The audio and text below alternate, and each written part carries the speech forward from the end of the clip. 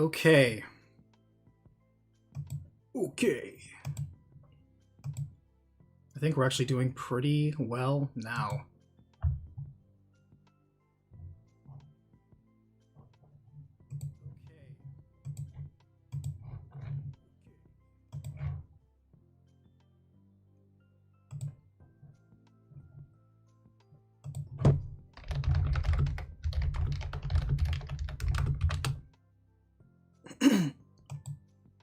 Okay.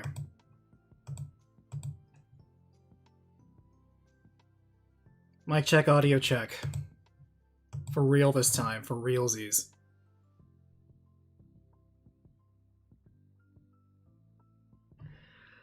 Oh my goodness. I'm so glad things are so much better now. Again, I'm just gonna, since this is gonna stay up on the channel, I'm gonna go ahead and lead off with thank you so much anybody who jumped in earlier, about 6 hours ago, or 5 hours ago, whenever, and we, had the most horrible, just traffic accident of errors and technical bugs that resulted in me just having to just reset and reinstall and redo a whole bunch of stuff. Go figure. This long without streaming, I guess, is detrimental to your stream's health. So, thank you again for everybody who jumped in and helped. Appreciate you. Thank you, Franz, for providing remote technical support. If I'm cranky, it's because I was pissed off. There's not a lot of things that really make me genuinely mad at technology, because I'm more mad at myself, because I hate wasting other people's time. I hate having my own time wasted. That's a very quick ticket to absolutely getting me pissed off. And when I do it to other people, I'm mad at myself. So when I put everything up, and I know things happen, I know it happens to anybody and everyone and the best of us, but at the same time, it's just so embarrassing. And so I have to beat myself up because of it, because I want to do better by you guys, I want to do better by myself, and when things just are out of control, and I feel like I have a hand in it, even though I may or may not have a hand in it, I hate it. But hey, it's water under the bridge now. It's water under the bridge.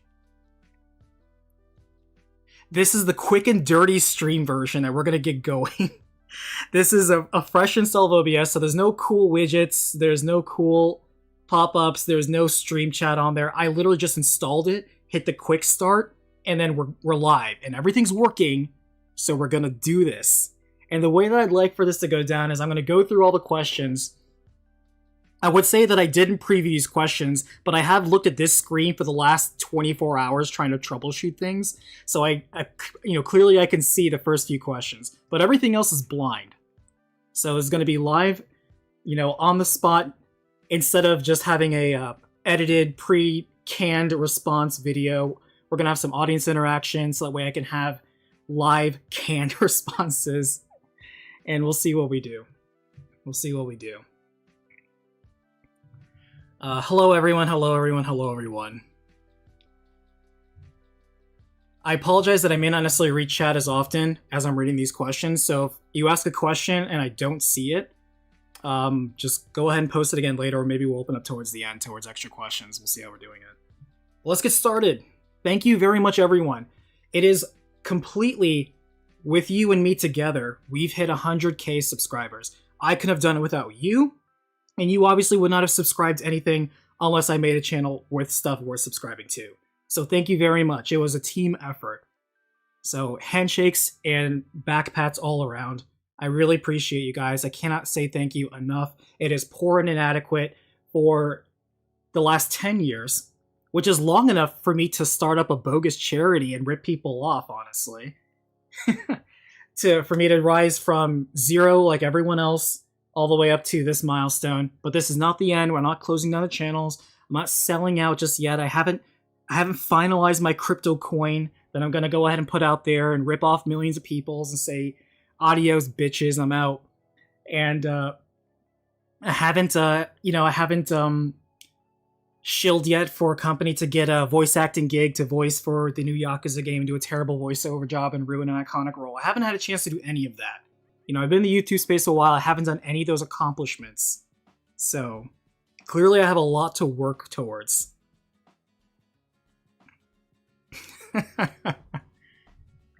So,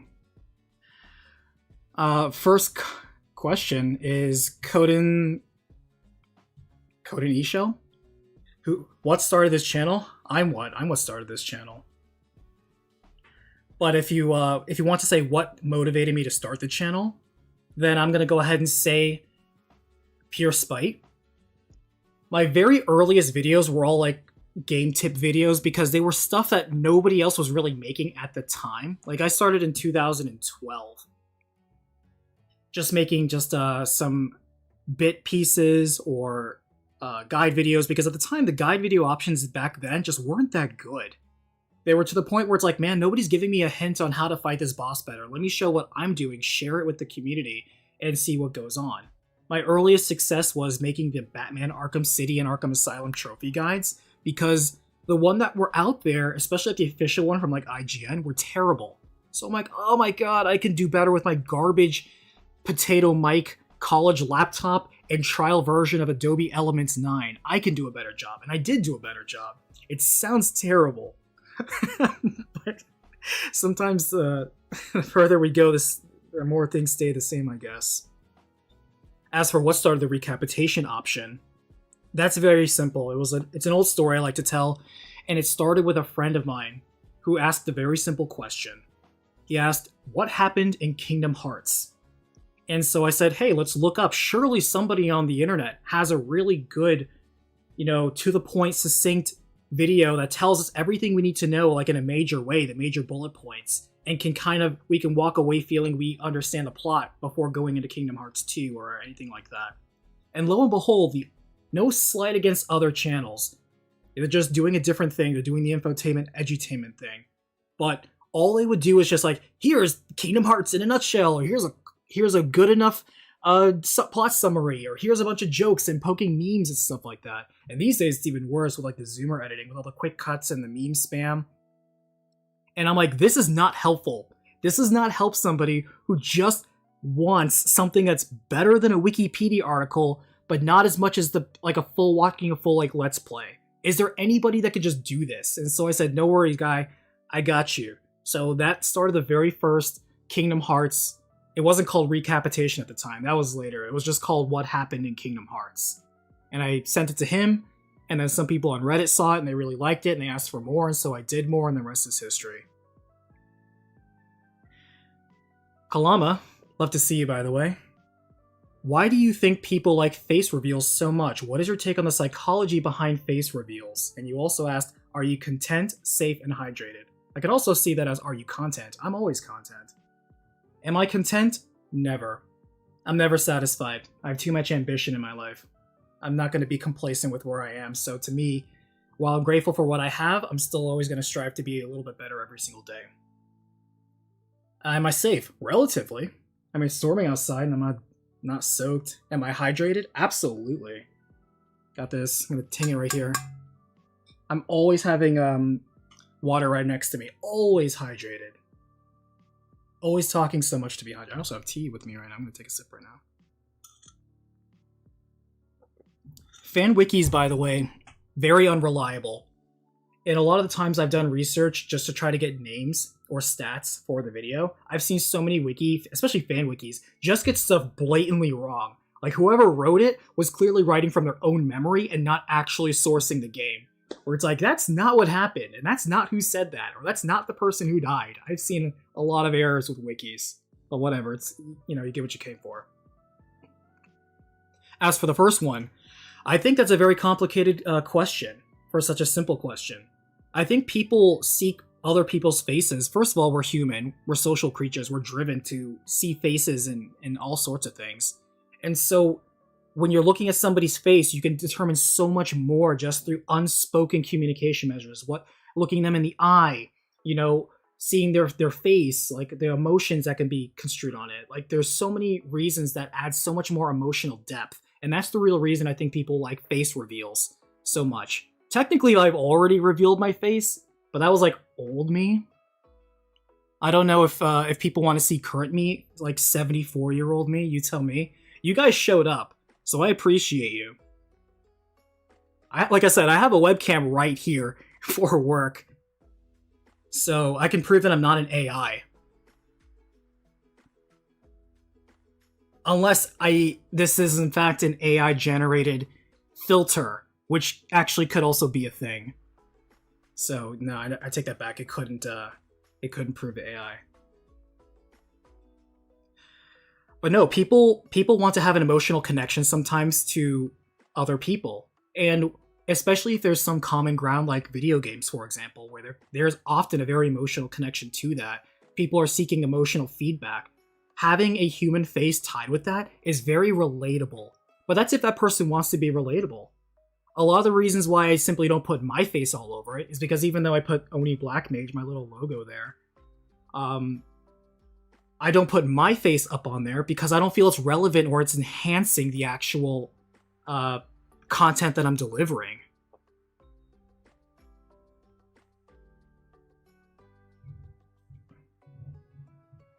Hold on, let me see if I can turn this on. Boop! Oh, there we are. Look at that. I look pretty similar to how I look in the video, however, 10 years ago. Obviously, I'm older. I still have the bags and circles under my eyes. Obviously, a hairline getting thinner, but it happens to all of us. It'll happen to you too, so don't worry about it. I'm not worried about it, and I don't know. Maybe I can just chill back, actually, just relax and just watch this. I think I look pretty good for 74, all things considered. So clearly, this is an AI-generated face. Me scowling and looking at things is my typical disposition when looking at everyone else. So I don't know. You tell me. Do you feel more emotionally attracted to this content? Is this enhancing the content? Do you feel more investment now? I gesticulate a lot. You swear I was Italian. You still have a full head of hair? Hey. It's all good. I have a friend whose hair fell out in high school. But it's okay because he joined the swim team and was going to shave it off anyway, so I'm not worried. Besides, I can always grow... I always tell myself if it really gets too far gone, I'm just going to grow a big old beard. Not like Gerard the Deceitsionist. Not that level. I hate the unkempt beards. That's so gross. Just a nice beard on the side. Like, I shave regularly, but a nice beard on the side. Nice and trimmed. Sanitary. I don't like those mountain men beards or neck beards. Gross. No thanks. So, I'll leave this up if you guys want to. Like, this might be a little treat for apologizing for how bad this ran earlier. Also, you can see... I don't know, I guess when I'm drinking stuff, you can see what I'm saying. This is my mug that I always drink tea out of like 3 times a day. Delicious. Cinnamon tea, by the way. So, because I am not a baby face and I can grow a nice healthy beard, I'm not worried about it. With much beard comes much responsibility. So, however, now that I'm on camera, I mean, I have to sit up straight now. I have good posture. I can't just sit back and relax and just slouch. So, this is me. I constantly wear a shit-eating grin when I'm talking to most of you online. So, it's okay. The people that know me in real life obviously know this is real. But yeah, people like face reveals for that exact same purpose. I guess I have to look more at the camera now. I can't just look at the screen per se. I'm on 2 screens. But I'm in a swivel chair. But yeah. Remember, men don't grow old. They only grow sophisticated. I would like to have a nice... Like, I have salt and pepper on the sides. And down on my goatee as well. But I would like, you know, full silver hair. I think that would be great. I actually look forward to that. I've been practicing being a cranky old man for most of my life. So I like to think I'm qualified for that. Very uniquely qualified. But yeah, Kalama, I don't know. This face reveal is sponsored by Kalama, so thank you very much. We're going to do a psychological experiment here. Small sample size. People that are live, you get to see what it's like. Everyone else, you have to do the chat replay. Alright. Next set of questions. Wait. Are all 3... Okay, there's 3 different people, and I just see that Fire Emblem's in all 3 of them. Alright, so Zoophobia, Bradley Harris, I recognize your name. Hello. Suleiman 2000. Would you do any recaps on Final Fantasy XI, the Dissidia Final Fantasy games, and also any Fire Emblem games? Final Fantasy XI, big maybe. I'm still in the middle of doing 14, as you know. The Dissidia, we kind of technically broke ground with Stranger of Paradise, which directly connects to Dissidia, and Dissidia is on the bracket very soon. I have plans on doing that in, I was gonna say next year, but next year's in 2 weeks. Yeah, basically next year, early next year. 11 is a mess, and if I'm gonna tackle 11, I'm gonna do it as properly as I can, but I need to have a functional understanding of 11 as well, which I don't. I played 11 when it first launched, and I played a little bit of it, and then I quickly lost interest, and I was in college anyway, I didn't have time for it. It is what it is. Even though it's still active right now, and it's still paid sub too, come on. Well, first, let me finish up 14. Let's just take it one live service game at a time. But I do want to do it proper, because I don't believe there's a proper 11 recap. There's a lot of 11 cinematic channels, but a lot of those are lore, and plus you don't know if that's actually organizing the main plot of 11 to where you can understand it. I don't know.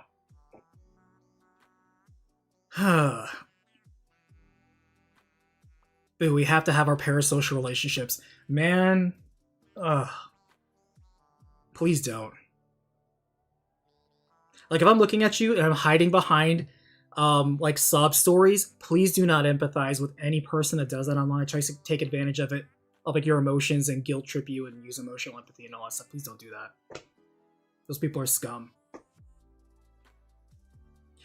As for the Fire Emblem games, I'm going to save that for the other 2 Fire Emblem questions and maybe make it a big one. Bradley asked, do you have any interest in doing recaps on strategy RPGs like the Fire Emblem games? And Suleiman is, what's your favorite RPG on the DS? Also, favorite wrestling game? I'm going to go ahead and say I don't have one. I've only played 2 wrestling games. One was on the N64 with a friend, and I don't remember what the heck its name was. It was a lot of fun, though, but then again, you're playing with friends. As for the RPG on the DS, I'm going to cheat, and I'm going to say Chrono Trigger, because Chrono Trigger, first of all, one of my favorite RPGs ever, and second, the DS version of Chrono Trigger is the best version. It's the version that has everything. It's the most complete version, including the most correct ending. The true ending that really connects to the rest of the Chrono games. So Chrono Trigger on DS, best. But if we're going to say a non-port game, an original DS game, I would have to say the Ace Attorney games. The Ace Attorney games surprised me.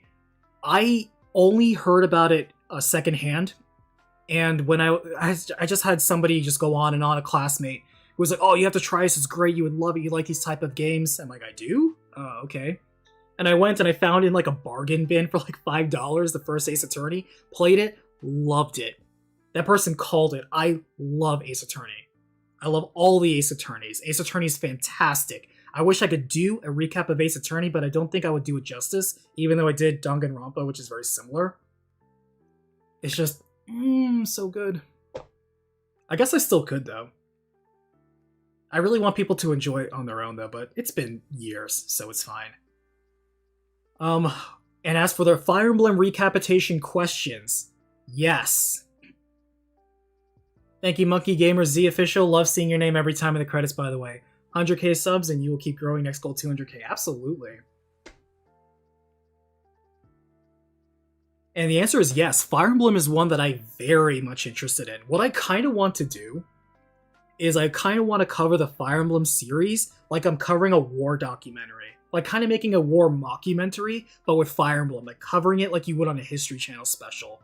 With the maybe like the scratch filters and maybe a little grayscale or sepia tone. And I'll be like, on the year 1069, Prince Marth, Sortied, blah blah blah. You know, something like that. I don't know, we'll see. But yes, I'm very interested in Fire Emblem. I've played all of the American release Fire Emblems. They're among my favorite tactical strategy games. They just do a very good job at what they do. I have conflicting opinions on the more modern ones, but that's not what the question's about. But yes, the answer to all the Fire Emblem recap questions is yes. Yes, yes, yes. Shadow Walt 9595. What is the meaning of life? Ziggy went ahead and hit that reference right on the head. But I'm going to add a little bit more to that. Very quick. The meaning of life is what you make of it. There is as much meaning as there isn't. And what you seek is what you're going to get. If you seek to go ahead and be miserable, selfish, self-serving, or perhaps help others, seek happiness, be grateful for what you have, or do bad by others, or do well by others, or do good for yourself, or bad for yourself, or discover meaning for yourself, or be dissatisfied with everything you come across, you're going to get exactly that. So your meaning and lack of meaning is completely on you. Like, that's a skill issue question. If you seek meaning, you will find meaning, as long as that meaning is not something that you feel is going to be given to you. That's something you have to make for yourself. Just, that's my opinion on it. That's my take. There's no right or wrong answer to this. It's simply actions and consequences.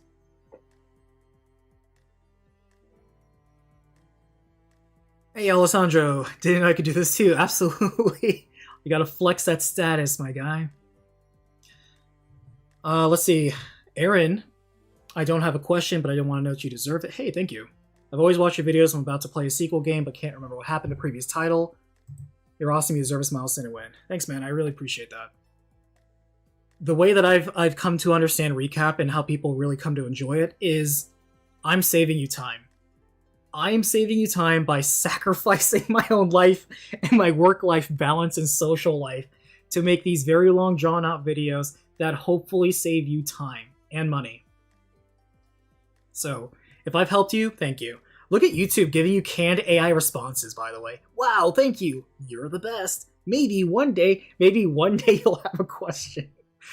That's so weird. Let's see. How do you determine which games or game series to recap next? I have so much. I have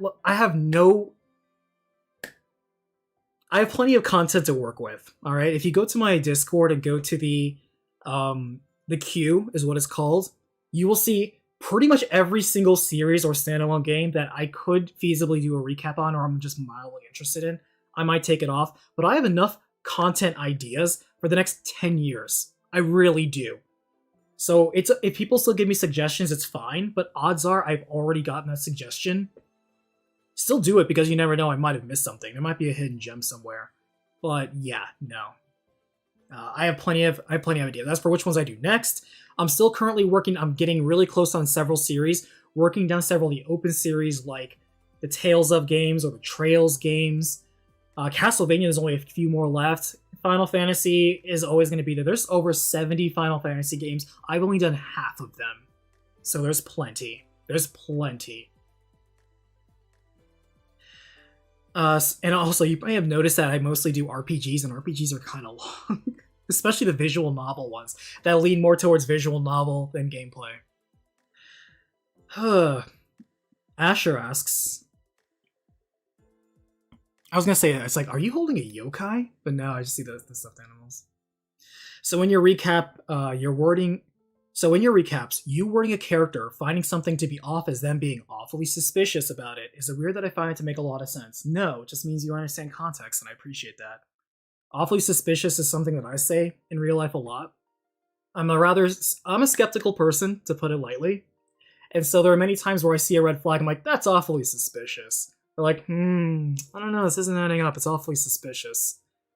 And so that's my foreshadowing to where I see there's an issue, there's a problem, and I'm letting the audience know. I'm sharing it in my particular way. Redacted. Hitting that nostalgia dose. Exactly, that's, I didn't realize I'd be a nostalgia dealer online. I'm the internet nostalgia dealer. Getting that dopamine. Do you think the Final Fantasy VII Remake was made just so that one character could be revived and see a what-if scenario unfold? Are you talking about Bugenhagen? I'm just joking. So, I don't think so. I have my own theories on Final Fantasy VII. I'm not big into fan theories, but I am big into speculation. Like, it's fun, as long as it's just for fun. I want, and I'm hoping that the trailers are showing this right now for Rebirth. I'm hoping that this is another bait and switch. There are still, no matter what you think about Final Fantasy VII Remake of the game, you have to admit, even right now, it is the biggest, most successful bait and switch that I've seen that isn't bad. There's a lot of bait and switch games right now that it's like, oh, we think we're going to do this. Haha, we subverted expectations about this actual crappier thing that you wish was the thing we actually showed you about. No, this one is, haha, you think we're going to be regular Final Fantasy VII, but it turns out we're a sequel. Spoilers if you haven't played it, but 7 Remake is not a remake in the concrete, literal sense. It's a remake conceptually. It's a theme that's being used. And what they do is, it's actually a sequel game. So you don't have to freak out. You see all these people freaking out like, I'll never accept Final Fantasy VII Remake. The original will only be... It's okay. The original is not harmed. It's not going anywhere. First off, you can still play it on like every platform, even the Switch now. You can play it everywhere. And it's a sequel. This game assumes you already played the original, and it's building off of that, expanding the 7 universe even more. So relax. Enjoy it for what it is. If you want to view it as a spin-off, great. Who cares? There's not really a spin-off in this sub-series anyway. The universe is Final Fantasy VII, they're all relevant. A lot of them are conflicting, but they're still relevant. But man, you got people just coping so hard, just freely hating 7 Remake. And by the way, I adore 7 Remake. I tolerate 7, hot take. I tolerate 7. Final Fantasy VII Original doesn't even break my top 10 Final Fantasies list. But 7 Remake? Ooh, baby, that's the stuff right there. So good. And the fact that it successfully trolled the entire internet. Nobody knew that was coming. Nobody. And that is so brilliant. So brilliant. You have to admit, it's so well done. And getting back to the original question, I want them to continue surprising us. The way they ended 7 Remake, they kind of said, hey, we're doing whatever we want. Like, the timeline's doing its own thing. We're going to have crazy stuff. There's confusing imagery already. All the internet sort of theory makers are already going crazy with it. So, who knows? I just anticipate being pleasantly surprised. Like, it really doesn't matter what direction they go in, as long as it's something different, I'm okay with it. The predictability of what could have happened that people think they wanted, no, that would have been way too boring. Even the developers said it. Why would you want something where you know everything's going to happen? That's boring. And I agree, it's boring.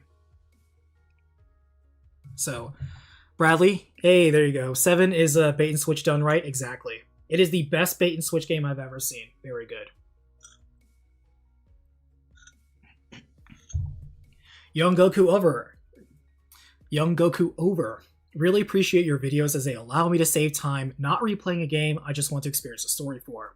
Do you think you'll do any more of the Tales games like Vesperia or Abyss? Absolutely. Vesperia, by the way, is my favorite Tales games. Abyss, very good. Did I not do Abyss? No, I didn't do Abyss. Those are going to be very soon, but the first one will have to be Tales of Destiny. I kind of want to go in order now. So Tales of Destiny from the PS1 will be the next Tales game that you'll see. It was supposed to come out this year, but hey, you know what? Long break does that to you. How often do you make time to play the titles you choose to cover for recapitations? Too much time. Too much of my life has been devoted to this hobby. But hey, it could be worse, like, I don't go out getting smashed or drunk or anything like that, so, or taking a million drugs, like, I'm cool, like, I just sit inside, mind my own business, and make video game recaps. I stay in my lane. Somebody's gotta do it. Not a lot of people do it. And here's the reality. I do play 95% of all the games that I've recapped. There have been a couple of games that I simply haven't, and that's simply just due to accessibility. There are many times that I play the game and there's an alternate ending or a side boss that's just way too much effort to do, so I just grab the footage from somewhere else. I always credit the video. And every single day I pour at least 4 hours, whether it's script writing, whether it's reviewing, whether it's recording footage. I'm always putting that much time every single day into this channel somewhere. The longest stuff is editing. It really takes so long. And as you've seen how many cuts I have and for how long it is, on average, every 10 minutes of a video you see probably took me 4 hours of labor, basically. So just think of it like that. That's just the pure editing part, not even counting the original playthrough and script writing and revisions. So, I don't speak too fast, you think too slow, by the way.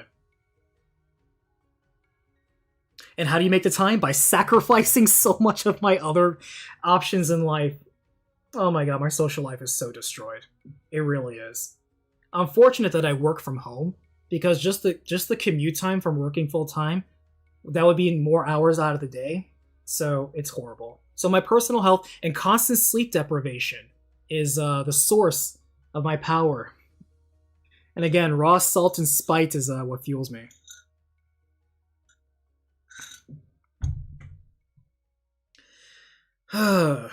Any plans for more Destiny content down the road? I know the community isn't in a great spot at the moment, but I feel you have the chops to make some really top tier guides after that one you put out early this year. Thank you, Christopher Carlson. I really appreciate that. I love Destiny 2. It's no secret. If you're in my Discord, you already know that I'm constantly active in my Destiny 2 portion. I play that game. That is my main live service game besides Final Fantasy XIV. That's where I spend a lot of the other time that I'm not working on the channel for, or doing other things in my life I could be doing better, is playing that game. And I, gonna go and flex a little bit, and I'm gonna go ahead and say I have a lot of accolades in the game. I'm a high-end PvP player. I'm in the top 1% for a lot of the seals that I've unlocked. Top 2% for rating. I have a lot of insight on a lot of the PvE stuff, and anytime you approach me and just want to talk shop about D2, I'm always there. But the content creation portion is not going to be it. I would have to start up a second channel that's devoted straight to that. I'm glad you liked that one video, but other than just casually playing and talking with the people around me, I don't have any plans of making Destiny content. Especially since you're right. It sucks because the game itself is in a great spot right now. However, the community and the public-facing view of it is on fire. Like, from somebody who doesn't play Destiny 2, like, seeing the outside perspective, I don't blame them for having a very negative opinion of it, because they're like, man, the management's angry at the devs are angry at the management, the community's angry at the management, or they don't know who to be angry at because the devs are at fault. You have this person and then that person, then maybe they're going to get absorbed by Sony, and how much involvement is Sony's fault, and there's this much, and then there's this microtransactions, even though it's all cosmetic, they don't pay for power. Whoever says that Destiny's a pay-to-win game, they're full of shit. That's not true. That's a skill issue. It's a mess. The PR face of Destiny is atrocious. That's why it's hilarious they were nominated for Best Community Support this year at the Jeff Keighley Awards, because that is... It's hard to talk to an outsider about Destiny 2 because they're the filter, the wall, the media construct that they have, the reputation they put there is so bad. It's so bad.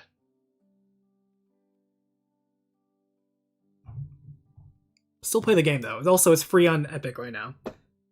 It's a good game. Promise. Jordan Prather, I hope I said that. Prather, 4730. Congrats on the 100k, you deserve it. Thank you so much. Appreciate you.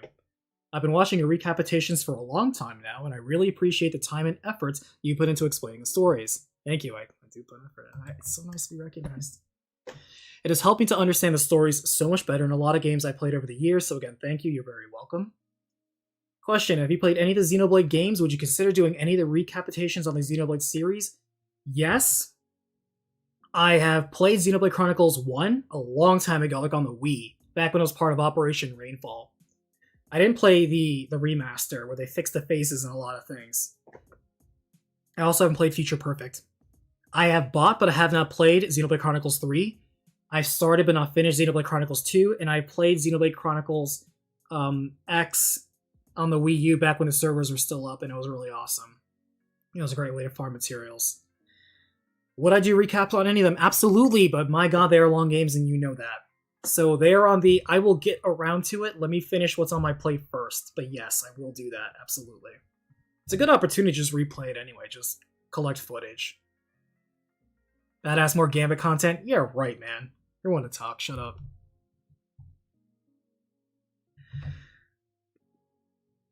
Is that EU London? That makes sense. I was going to say it's London. That's an interesting one. Or Yule on Dawn. Or Yule on Dawn. I love mispronouncing things. Is the future of gaming storytelling doomed? Is the future of gaming storytelling doomed? That's a good question. I'm going to have to say no. Well, no from a certain point of view is how I'm going to say. Let me explain. So, you may have noticed especially as you get older. When you're as old as me and you've been around for at least 120 years, stay hydrated, by the way. It does wonders for your skin. Get plenty of sleep, which is something I should take my own advice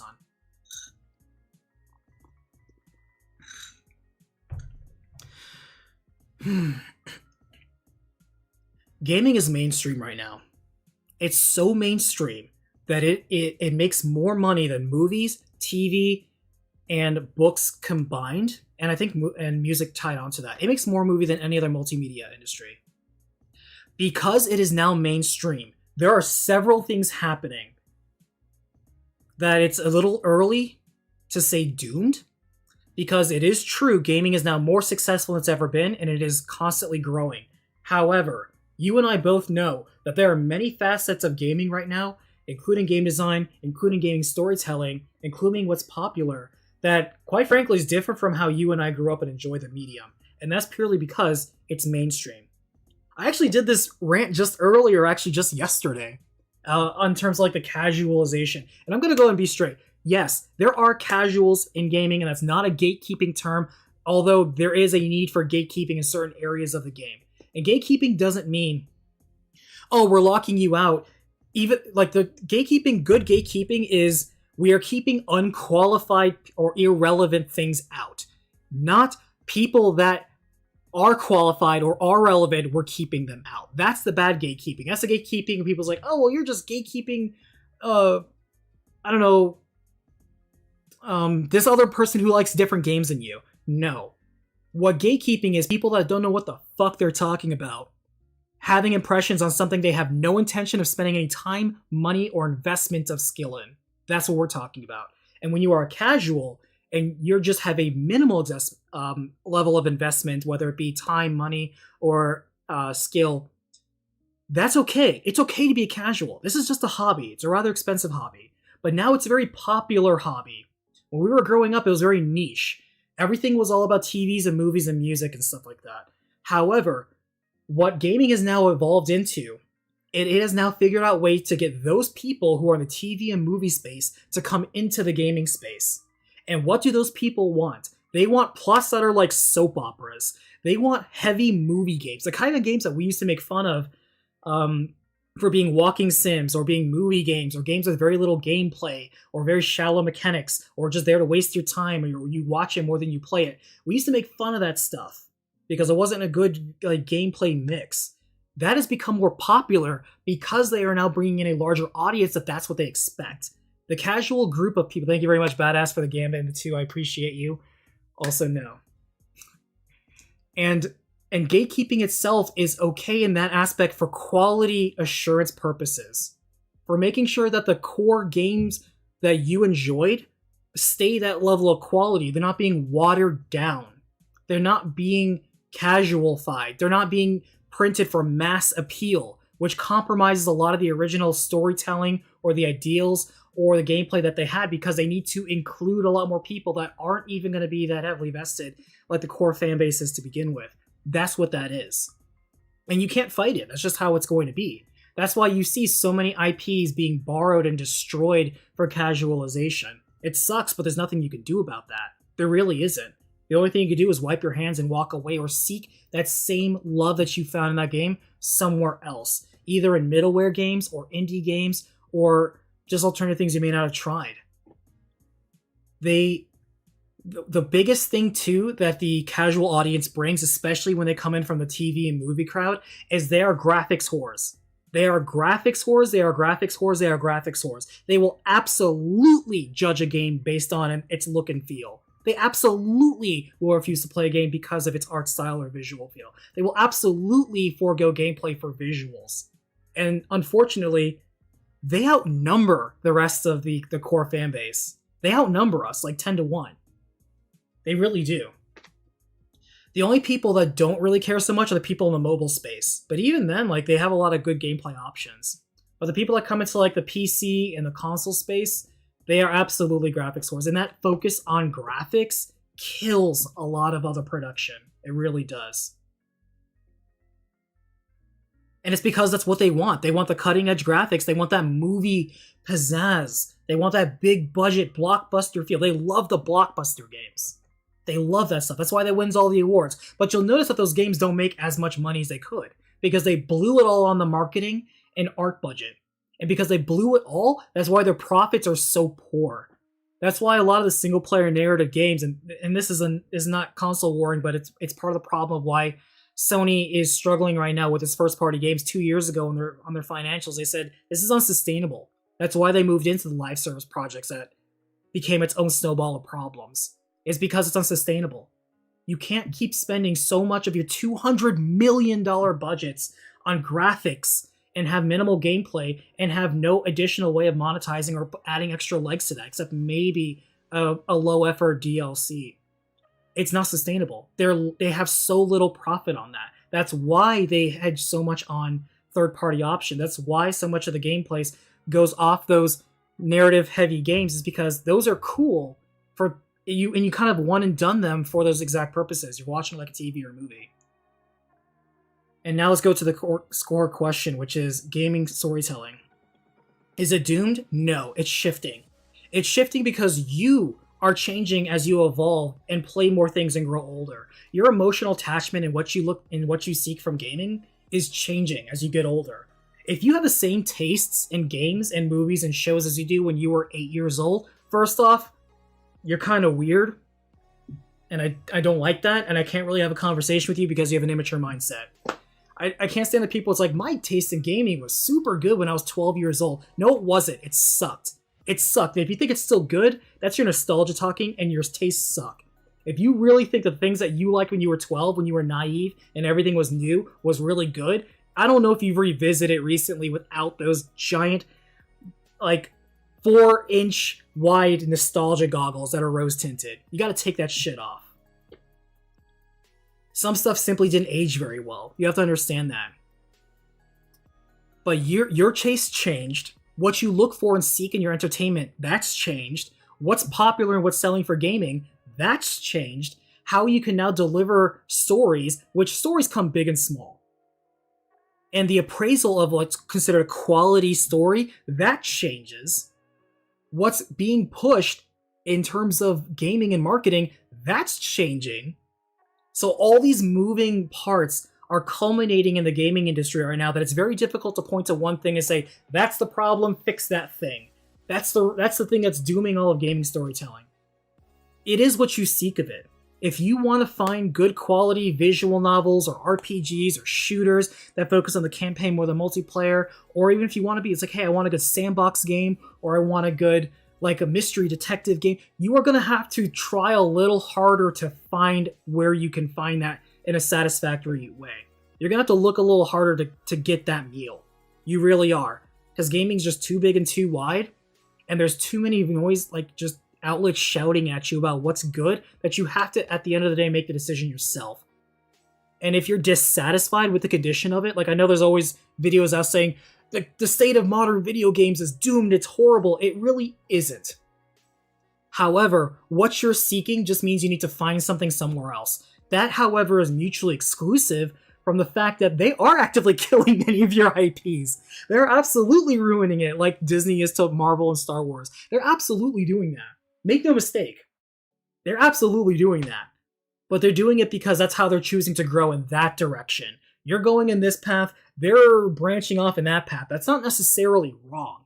It's just actions and consequences and what decisions you can make and what you choose to live with. At the end of the day, it's the decisions you're choosing to live with. So, take that as you will. I got a little animated there. I'm going to switch gears. I'm going to drink some water, stay hydrated. I'm getting dry. Live, stay hydrated. Sorry, chat, if I've been ignoring you. How are you guys? There's also less risk taking. The more mainstream something becomes, the less risk it takes. Keep that in mind too. If you like a lot of weird experimental stuff, you are absolutely not going to find it in the mass media stuff. Now, is that to say if you like movie games, you have bad taste? No, because there are so many movies and TVs, like, it's kind of relative, don't you think? Like, doesn't really matter what's considered relevant. You're choosing to spend your time there. So if you got value out of it, it wasn't a waste for you.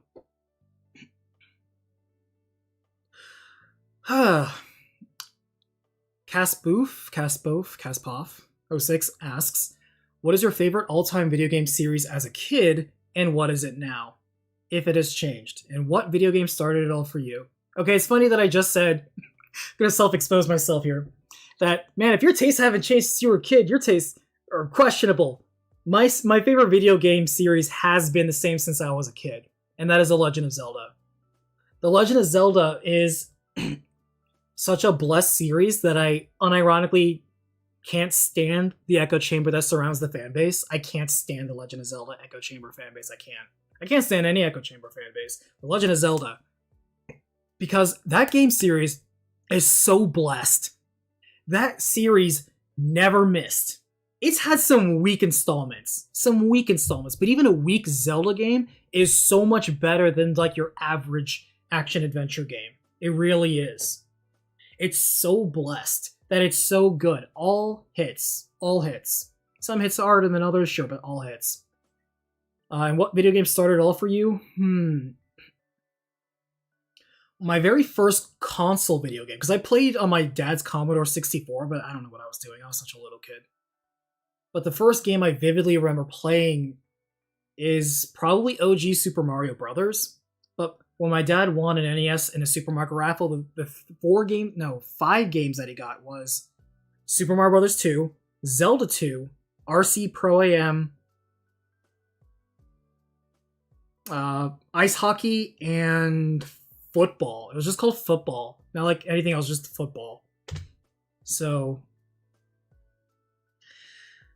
I guess you could say Zelda 2 was the first game that I beat in the Zelda series, and I will absolutely go to bat over Zelda 2. The weird, it's the black sheep. Shut the hell up. No, it's not. If you're saying that, you clearly don't understand or recognize how much Zelda 2 influenced the later Zelda games that we now take for granted. Just like how Breath of the Wild was just an adaptation of Zelda 1.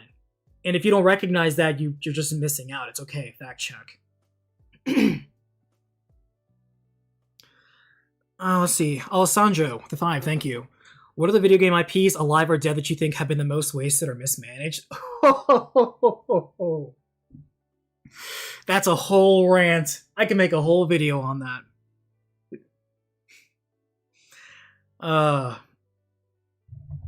Keep that in mind. I'm gonna save that question. I don't want to get on that rant just yet. I want to finish these questions, but I'm gonna get to that. I'm gonna scroll back if I need to. I think it lets me do that. Yeah, it lets me do that. But yes, my favorite video game franchise is still The Legend of Zelda. Easy. Why is a carrot oranger than an orange? Is it? Hold on, I'm gonna look this up. What are the... What's the color code for orange?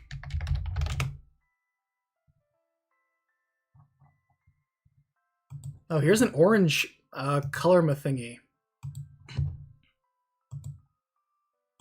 Let's bring it over here real fast.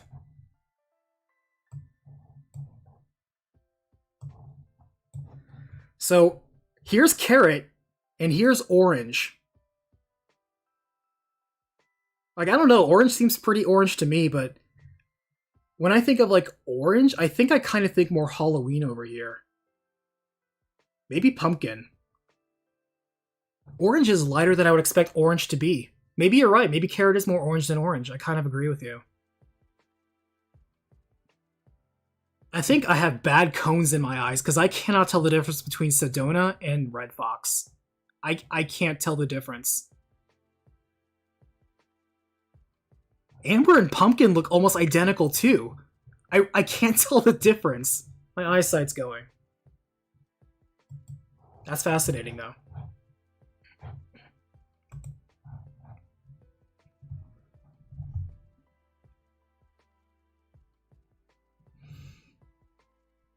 But also, it depends on which carrot and which orange we're talking about, because there's a lot of oranges out there. There's a lot of different carrots out there. Some carrots are really dark purple, you know? It's crazy. Also, 100 servings. Hey, how's it going? Happy holidays to you and the family. Always appreciate you. I realize that's probably a troll question, but it's still fun. Redacted. Is that the same Redacted that's in chat right now? How's it going, by the way? Congrats on the 100K. Thank you very much. Do you plan on doing a recap of Red Dead 1 and or 2? Yes. I love Red Dead 1 and 2. The Red Dead 2, especially, one of my favorite Rockstar games. Probably my favorite Rockstar game. I really like the story of it. And I would have to say that I also really like some of the GTA storylines as well, especially like I would want to say like San Andreas 4, 5. I really like the stories of those. But Red Dead 1 and 2, I love Red Dead 1 and 2. I did not expect to love Red Dead 1 as much as I did back in the day. I don't like the snap aiming combat. I don't like mashing the run button to run. That's stupid. But inputs aside, fantastic games. Fantastic games. Love them. Near and dear to my heart. Absolutely. Absolutely. Big Arthur Morgan fan, by the way. Sure. Just need one more train, Arthur. Just one more train. There's always one more train.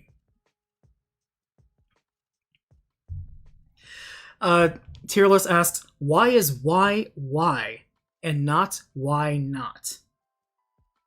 Well, actually, it's kind of self-explanatory, isn't it?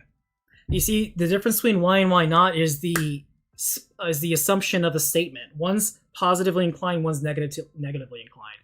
And when you ask why versus why not, you're not asking the same question. When you're asking why, you're in a state of disagreement and you're looking for a reason to be convinced to agree. And why not means that you're already in a state of like agreement or like yes, and you're looking for a reason why not to do that thing. Why, like you're starting from yes and you're moving to no, and saying why is starting from no and moving to yes. Like it presupposes the context, like what position you're already at. That's why and versus why not. I don't know if it's supposed to be a trick question, but it is an actual real question. Well, obviously it's a real question, but you know what I mean. Total Eclipse, hot take question. Ooh, I love this. What is your opinion on the following games? Undertale. Undertale is overrated. Easy. Good music, that's about it. The writing is nothing special. Deltarune, I don't know because I didn't play. Off, I don't know because I didn't play. Amori, I don't know because I didn't play. But I have heard of it. Hollow Knight, excellent game, highly recommended. Silksong, where the hell are you?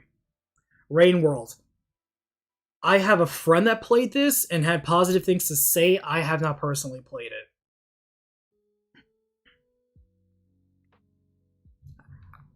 Also, do you make recaps about different genres of games? I mean, absolutely. I just did a shooter recently. I've done an MMO. I've done RPGs, of course, action games, visual novels. I've done an actual pure visual novel that basically is just a glorified book report, which is why I don't like doing visual novel recaps, because I feel like I'm doing your book report for you. And it's not visually interesting to look at. It's not interesting to edit. And I'm just posting the pages of a book, man. It's just, come on. How do you decide the next game you're playing, and how long does it take to make one video? Oh, I kind of touched on this before. I already have a long-standing list, Rudolph. How long does it take to make one video? Of course, it depends on the game itself. Ballpark I can say is total production, on average, 6 to 8 hours per 10 minutes is about what I would say. So take that in terms of like most videos being 20, 30, sometimes close to an hour. Yes, it takes that many hours. It really does. It's a lot. Nova asking, how'd you get to be the greatest mage of our age? One day at a time. Hot Dog Buns, congrats on reaching 100K. Thank you very much. Where did you imagine your channel would be 10 years ago? Where do you see it going from here? And how do you feel the YouTube landscape has changed since you started making videos compared to how creating and consuming content has become today? It's a very insightful question, Hot Dog Buns. I never imagined I would reach 100K. First off, when I started this channel over 10 years ago, I didn't even think I was doing a recap. Because when I first started this, I only did Kingdom Hearts, and then when I decided to do more, I wanted to do Resident Evil because so many people sleep on the story of Resident Evil. And not just from a lore perspective, just people in general. When it's one big timeline, all the games matter. All the games matter. They're all part of the timeline, and many, even the numbered ones, affect the non-numbered ones and vice versa. The whole number things doesn't mean it's more important or those are the only ones you should play. They're really not. They're all important. And I wanted to get that across, which is why I love the Resident Evil series. It's another genre, the horror, survival horror genre that I cover. And I want to just put one for every single one, which I've done. Except for 4 Remake, but I'll get there. It's fine. It's not going anywhere. It just came out. And Final Fantasy. Because Final Fantasy was another spiteful pick. Final Fantasy, I love the Final Fantasy games, absolutely. But I, once again, cannot stand Final Fantasy echo chambers, especially online.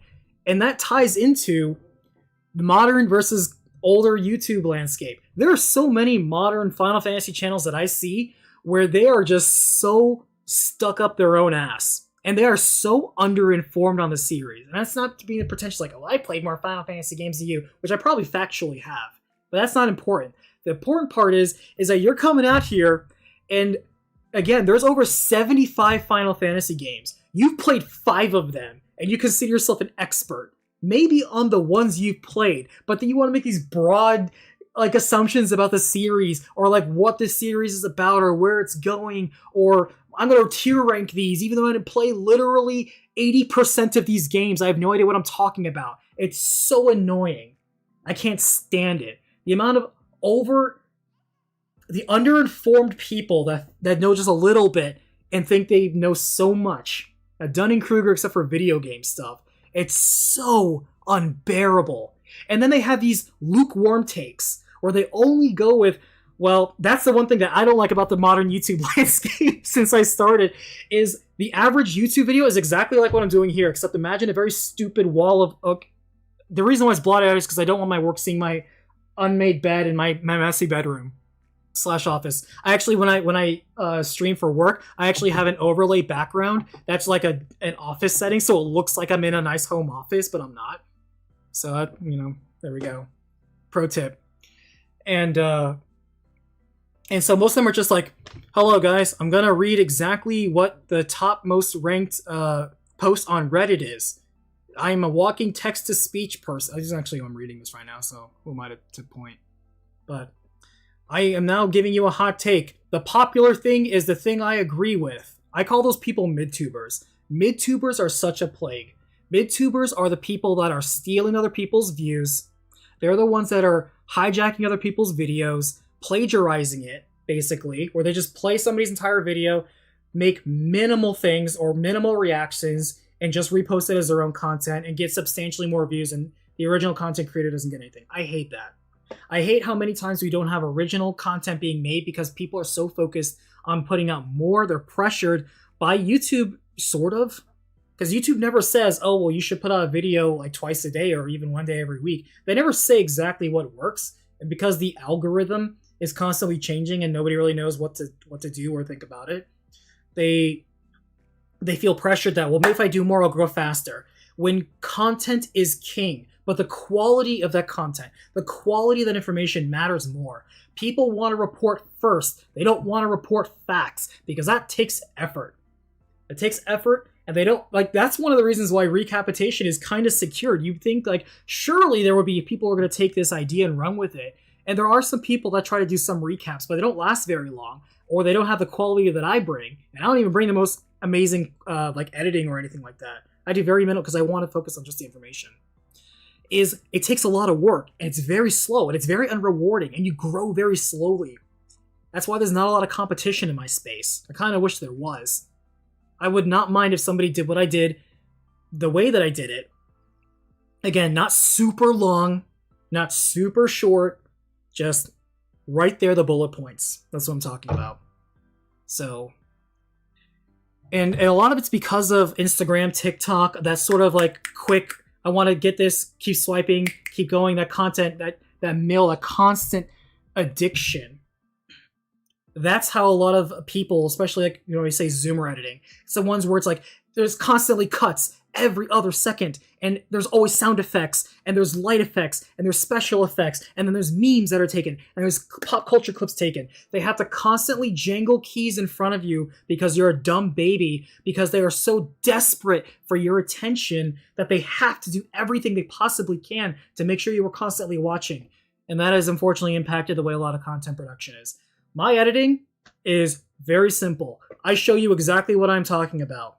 And it is just that. It doesn't cut to me talking about myself. It doesn't cut to me flexing whatever video game swag is on my, freaking gamer nerd wall and my whatever gaming chair, my gaming PC on my video game channel. It's just, it's not. Here's the thing though, they're kind of right. Because a lot of that quick content production, if you can farm engagement farming is the current trend. If you can just farm engagement, you will get a lot more view time. You will get a lot more interaction with people commenting against you or down flagging or mass hating your video, and that helps you grow. The current YouTube meta is engagement farming.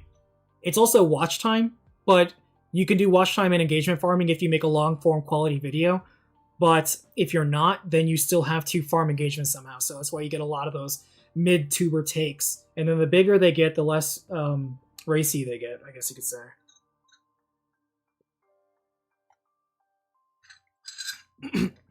I know my striped gaming polo shirt. That's the collar's messed up because I don't even care.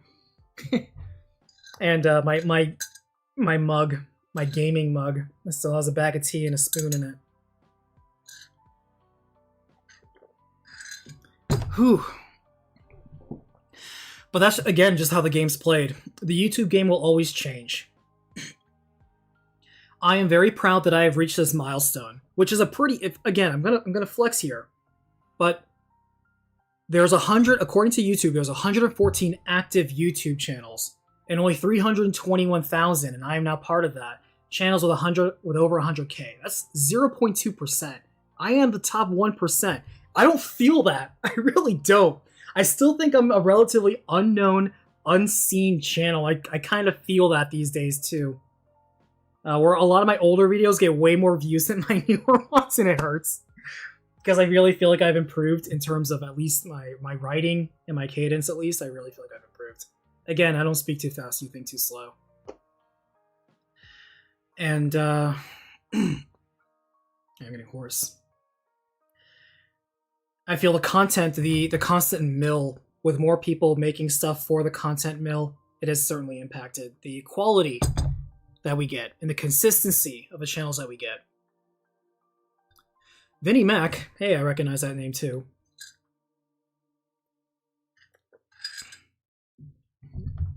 What is your prediction on how Final Fantasy VII Rebirth will go?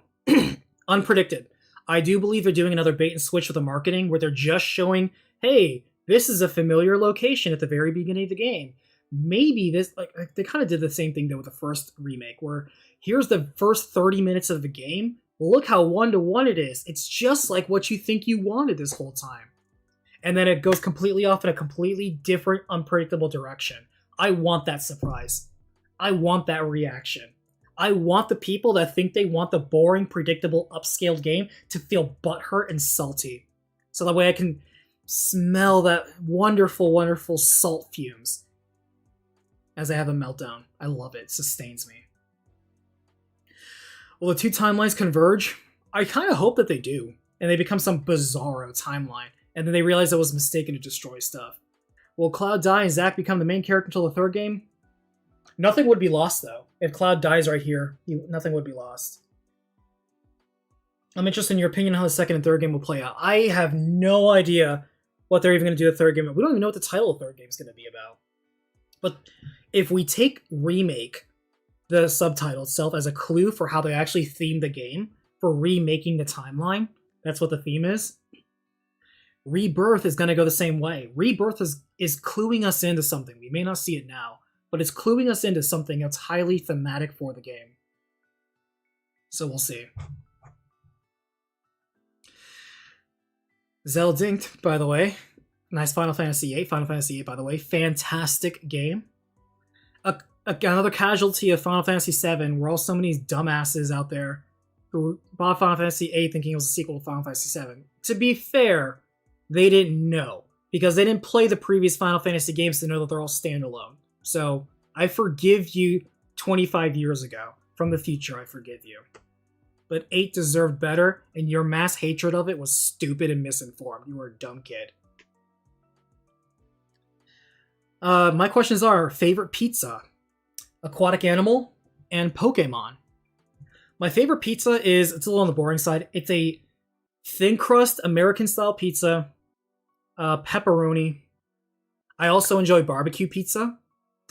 And I also enjoy onions on my pizza. Interestingly, I used to knock on onions on pizza forever. Then I tried it literally this past year. I'm like, what have I been missing? This is delicious.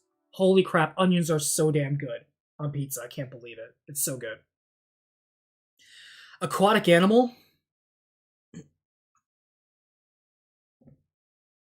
I guess the otter is the first thing that comes to mind.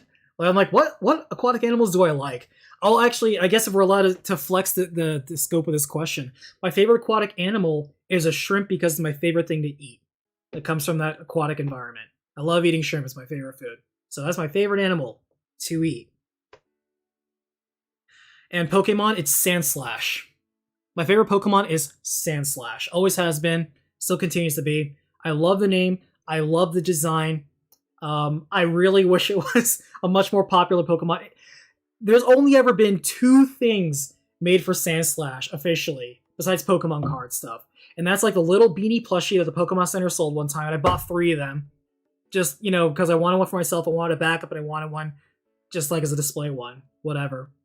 And like a little McDonald's toy, whatever, that was made forever ago. Like, Sandslash gets like no love otherwise, but it's my personal favorite.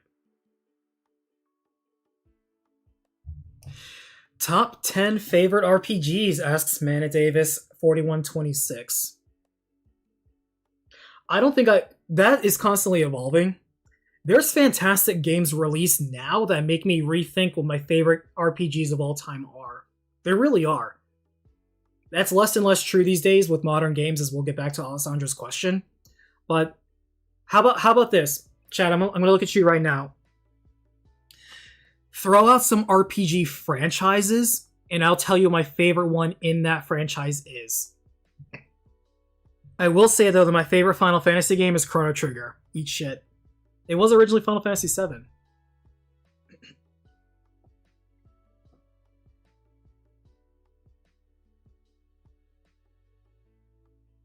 You have a Sandslash from the Sitting QD lines? Absolutely, I have 3 of them. But recent favorite Final Fantasies, like top tier Final Fantasies, I would say would have to be 6, 9, 12. Basically the Ito ones, the ones that Ito directed, I love. I love his use of ensemble casts and multiple plot lines. He balances them so well. 15 as well. I would have to say like those are my top tier favorite Final Fantasies will be 6, 9, 12, and 15. Which actually go numerically that way. How about that? Maybe Final Fantasy 18 will be up on that list too. We'll see. Yakuza. I'm a big fan of Yakuza 0. Loved it.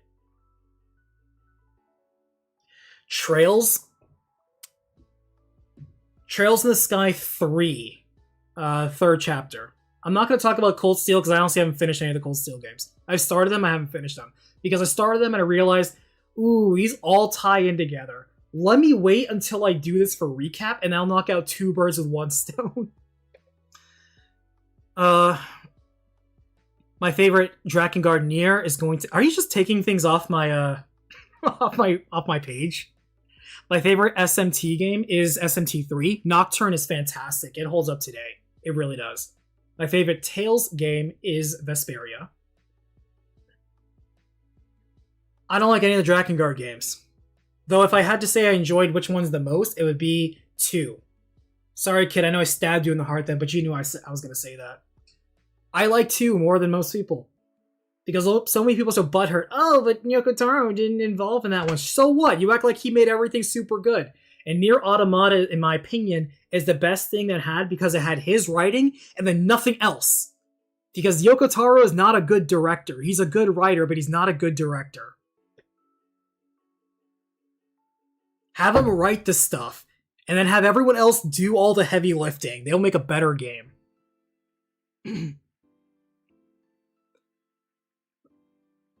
Favorite Pokemon generation? Generation 2, baby! Although my favorite Pokemon game is Pokemon Yellow. I would have to... Actually, Pokemon Silver. But Pokemon Yellow is a very close second. I would have to say I love both of those.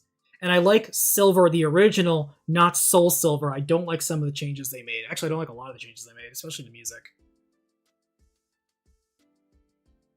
My favorite Nippon Ichi game would probably have to be Disgaea. Maybe the original, but I did like D2.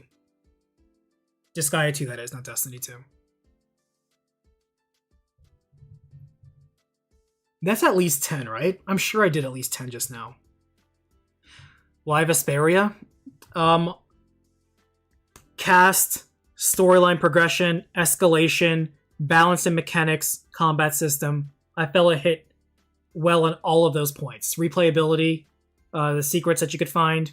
I think it just fired off all cylinders. I think it did a fantastic job.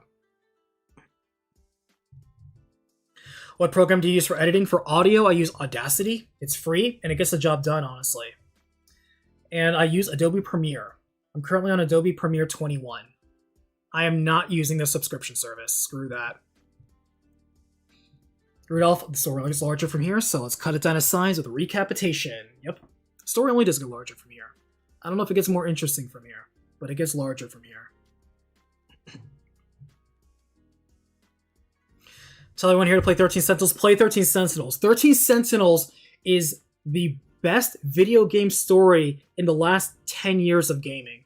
I will take on all challengers on that. I don't care how much you like that cinematic game that you just played this year. There is no game this year that has a story as good, anywhere near as in-depth, as well done, as well thought out, and as thought-provoking and conversation-inducing as 13 Sentinels. You need to shut your mouth and play 13 Sentinels right now before you come at me with whatever you were about to say. It really doesn't matter. It really doesn't matter. It's 13 Sentinels. Fantastic. Fantastic. That is the highest marking I can give for a game. Crave That Minerals. Krongots from the 100k. Thank you very much. Your videos are great on the long work car rides. Absolutely. Hopefully I don't put you to sleep like I do other people, so stay awake at the wheel. Question. What made you start wanting to do these, and do you think you'll start covering more modern games in the future? Thanks. I kind of already have. Thanks to some sponsorship deals, I've done some more recent stuff like Eternights, which I know the commercial says Eternights, but the game multiple times says Eternights. So I say Eternights. Alright, that's what the game says. Don't hate me.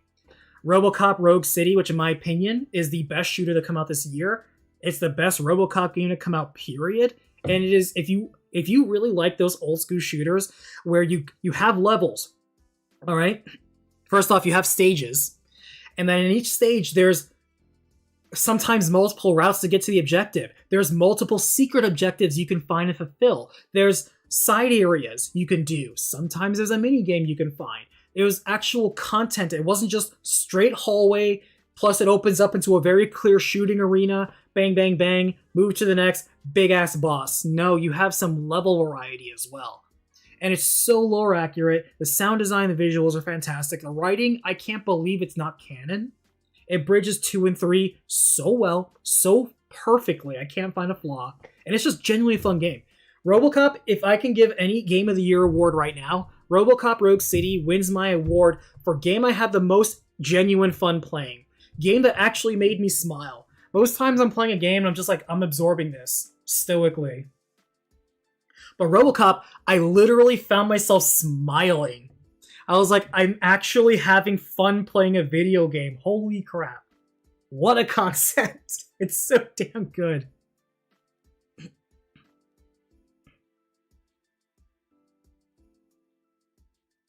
How's your serving stand? I heard they did a great job with Terminator Resistance. I do need to give that a look. I'm not as big a Terminator fan. Actually, that's not true. I technically like Terminator more than RoboCop, but Terminator has also made more terrible movies than RoboCop has. And so there's more to hate in Terminator, technically. But I like the concept of both very well. Like, I love that RoboCop still continues that 80s hyper-violence, but also has that corporate satire and the cautionary tales, and then also questioning what it means to be like a cyborg and what does that mean for being human versus machine versus something else. I love that they covered all of that in the game. They did such a fantastic job. I constantly quote it, but 2009's Ghostbusters, the video game, which was actually written with Dan Aykroyd and a few others, and they reprised their roles as well for the voices, and it basically was like Ghostbusters 3 we never got. A little bit too heavy on the pandering, but it was a fantastic game and a great Ghostbusters game. Heavily recommend it. Best Ghostbusters game. And I love Ghostbusters. I like 1 and 2. Fuck the haters. Ghostbusters 2 was fine. It was fine. Yes, 1 was better, but 2 was fine. I haven't actually watched the recent one. Not the shitty reboot, which I watched that in theaters. I gave it a fair shake. I watched it like, this is very bad. It's not the trash fire people are saying it is, but it is very bad. This is very bad. Ghostbusters, like what Generations it is or something? I haven't actually watched that. And they're making another one. I haven't seen the modern one. Daniel, congrats man, you deserve every single sub. I hope so, including the people that unsubbed. I'm sure I deserve those too. When I say something that pisses people off. Hey, I can't control other people's attitude. I'm just here, man. I was here when there were 0 subs, and I'll still be here even if you unsub me. So eat shit and die. Here are my questions. In your opinion, besides RPGs, what is the best video game genre for storytelling? Has it changed over the console generations? So storytelling is about the craft. There's stories and there's storytelling. The story is simply the story itself. Like the most classic miniature example of a story is The King Died. That's a complete story. The storytelling, though, is how is that story being presented? How is it being conveyed? What emotional reaction are you seeking to get from the audience, and are you succeeding? What message are you imparting? What's the manner with which you are telling a story? Because you can tell a story. You can tell that The King Died story so many ways. There are so many The King Died stories out there. When people say, this story isn't original, no story is original. I subscribe to the philosophy that there are only 6 main stories and everything's just derivative. But it doesn't matter what you take the story from. What matters is where you are taking it to. That authenticity is what you're looking for, not the originality you're thinking about. It doesn't matter if the story is original. What matters is what did you do to transform it, to make it interesting. That's storytelling. And I would have to say the best video game genre for storytelling so far, okay, pisses me off to say this, but the cinematic movie games are very good for storytelling. I hate to say it, but that is true. Because, and we're going to take 2 extremes here, because everything is curated. Everything is controlled. Every single scene, every single shot, all the mocap, all the emotions of people's faces, everything is perfect, depending on your budget, obviously. If you're Sony production studios and you have literally a movie theater and movie theater quality mocap and design and editing, and people are like, wow, that's such good animation. That's not animated. They literally scan a person's face in. It's artistically stylized, but it's not animated per se. But that's a very good device for storytelling for the TV movie crowd. They do a very good job. There's no denying it's a fantastic way of storytelling. The other way is visual novels. Visual novels because they're the closest thing we have to books. And you can't get almost any more concrete, any more plain than a book directly telling you and describing the scenes and how you can imagine things. Even right now with the face cam thing, that's another thing. For so long, this will be the first time people have seen this face, and so they're going to be like, you don't look how I expect. Obviously, I will never look how you expect. This is the problem we have with books when they're adapted to visual mediums. In your head, you have the perfect face, the perfect voice, the perfect image of whoever's playing that fictitious character, which means whoever they ever cast is automatically wrong. It's not going to be as good as whatever you imagined. Your imagination is going to be the best production of whatever that character is, whatever that story interpretation was, whatever that action scene was, or however cool or awesome or cute or sexy that person was. Your imagination was the best peak point. Everything else is downhill. Which is why the more active and powerful your imagination is, the more powerful visual novels and books become. Now, obviously, you get those visual novels that have all the anime in them, whatever. They just substitute that for those of you who need a little bit of a push in terms of what the artistic intention was. But it's still very, very good. Still very, very good. Also, 13 Sentinels. Recommend that. A game that also heavily leans into more the visual novel side. Afterlife. Boo, it was Afterlife. Thank you for pointing that out.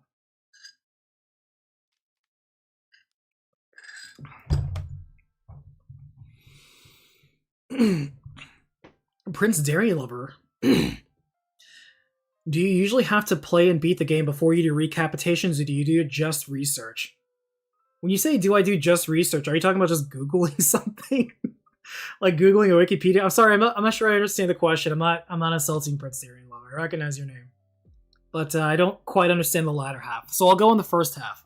Yes, I play and I beat the games. For two reasons. Number one, there's no way I'm writing a script on just my own memory. That's the entire problem with people, which prompted me to do recapitation, is that this isn't based on my own memory. It's not based on your memory either.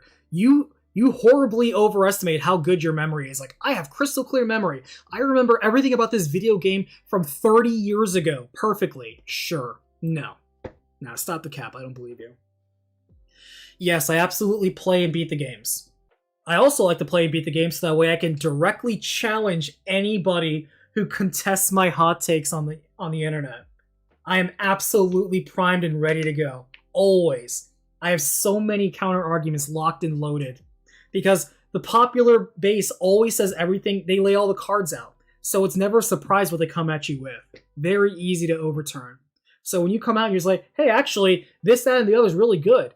And you can come at it from different ways. You can troll them, be really pretentious, be like, well, you just didn't understand the narrative quality here, so your interpretations on how this game ended was due to your own literal illiteracy. It's like, yeah, you could be a snot-nosed asshole like that.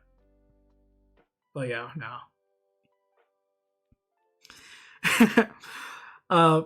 Hopefully I answered your question. I think I went off on a weird tangent there. What are your favorite game series? My favorite game genres are going to be RPGs, adventures. I like shooters, the ones that have campaigns, that is. But my favorite game series within those are mostly the ones that I did recapitations on. It's like, I love Final Fantasy. I love Kingdom Hearts. It's hard out there being a Kingdom Hearts fan, but I still do like Kingdom Hearts as much of a mess and as ugly as it is right now. It's very stupid, but I still like it. I still like it a lot. I will still play the whatever next Kingdom Hearts games, and I will still be optimistic that they will be better and they will improve. I love Resident Evil. Absolutely love Resident Evil. Hardcore Resident Evil fan. Legend of Zelda, of course, I already mentioned. Absolute favorite, even when it's a little shaky sometimes. I used to love Pokemon. I've kind of fallen out of love with it. I just can't keep up with it, man. It's not for me. It's a young man's game. It's a young man's game. Let's see. I love the Shin Megami Tensei / Persona series. They're kind of becoming a little bit more mainstream, but at the same time, I still feel they haven't forgotten, for the most part, what's really important, what's core to the success of that series. The spirit of that game is still intact. The game series. But were you gonna go back and edit all the Akane in your 999 videos? Hell no. That will always be my constant L.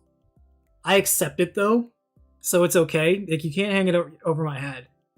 Where, obviously, don't watch as much anime perhaps to showcase that, but in 999, I say Akane's name is Akane. It's just like, what the fuck is he saying? And I say it constantly because she's the main character.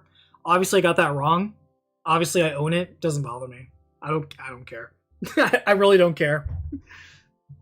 Great series though. The 999 series is a fun game to play. The plotline is mostly stupid. And they do some shenanigans. They do absolute shenanigans. Hooded Dude, congrats, thank you very much.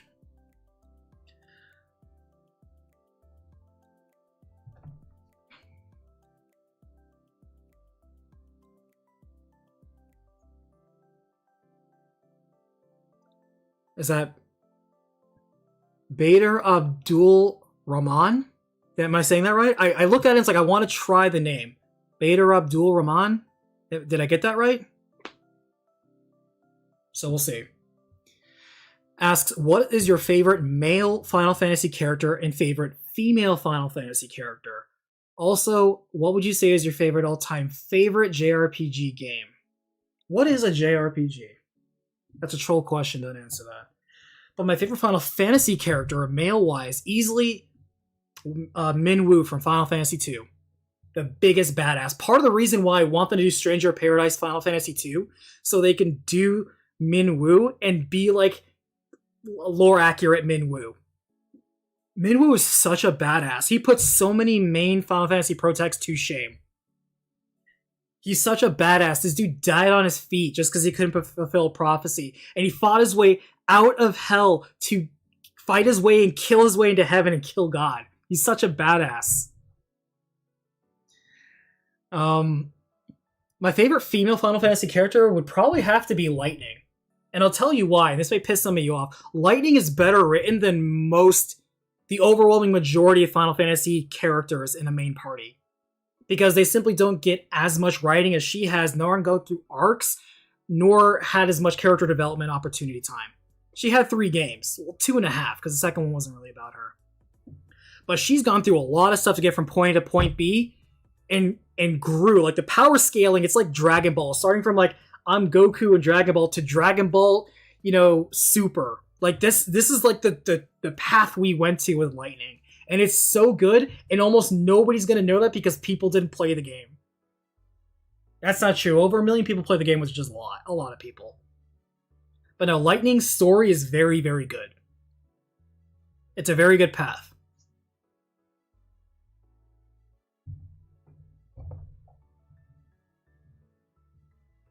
It's like, oh, but so many people hate. No, stupid people hate Final Fantasy 13. People with a skill issue hate Final Fantasy 13. Oh, I can't mash the most powerful attack and get the biggest numbers. People will say, like, oh, you just mash attack and a game auto plays.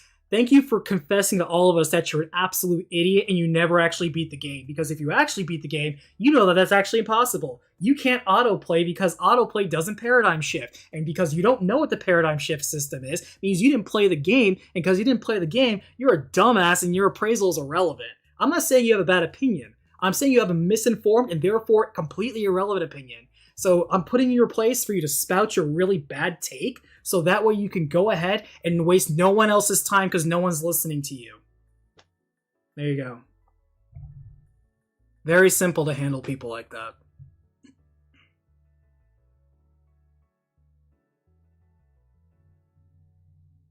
Also, she became like, what, a Louis Vuitton model? Lightning, I think.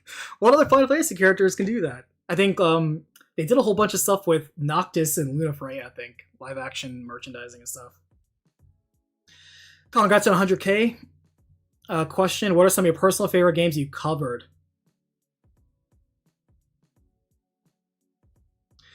Castlevania. Many of my favorite Castlevania games I've covered, obviously, by doing Castlevania. There's only a couple, which is the Lords of Shadow series, and I will do Legends just for shits and giggles. But I love the Castlevania games. I really do.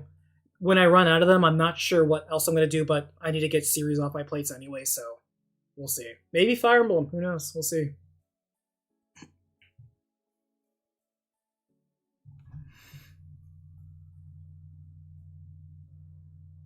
But yeah, Resident Evil, Castlevania, Final Fantasy VI.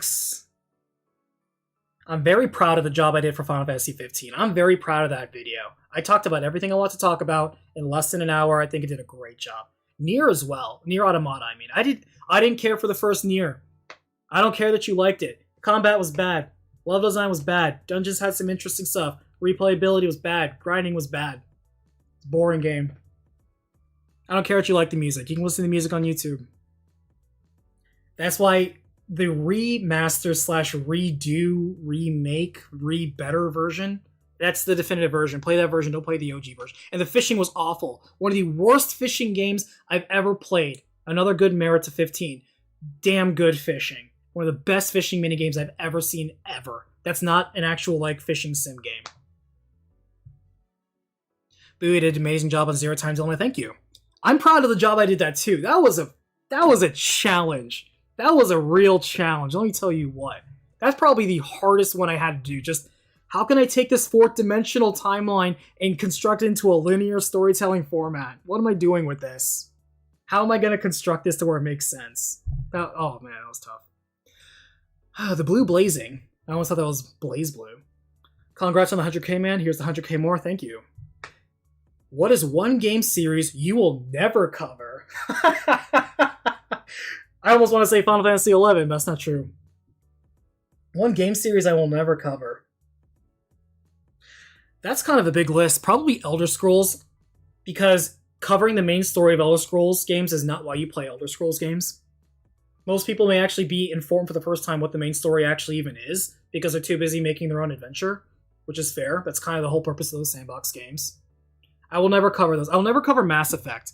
As much as I love Mass Effect, I love all the Mass Effect games. They're all good. Shut the hell up about, oh, but 3 only had a caged ending. Dude, here's another thing about modern game.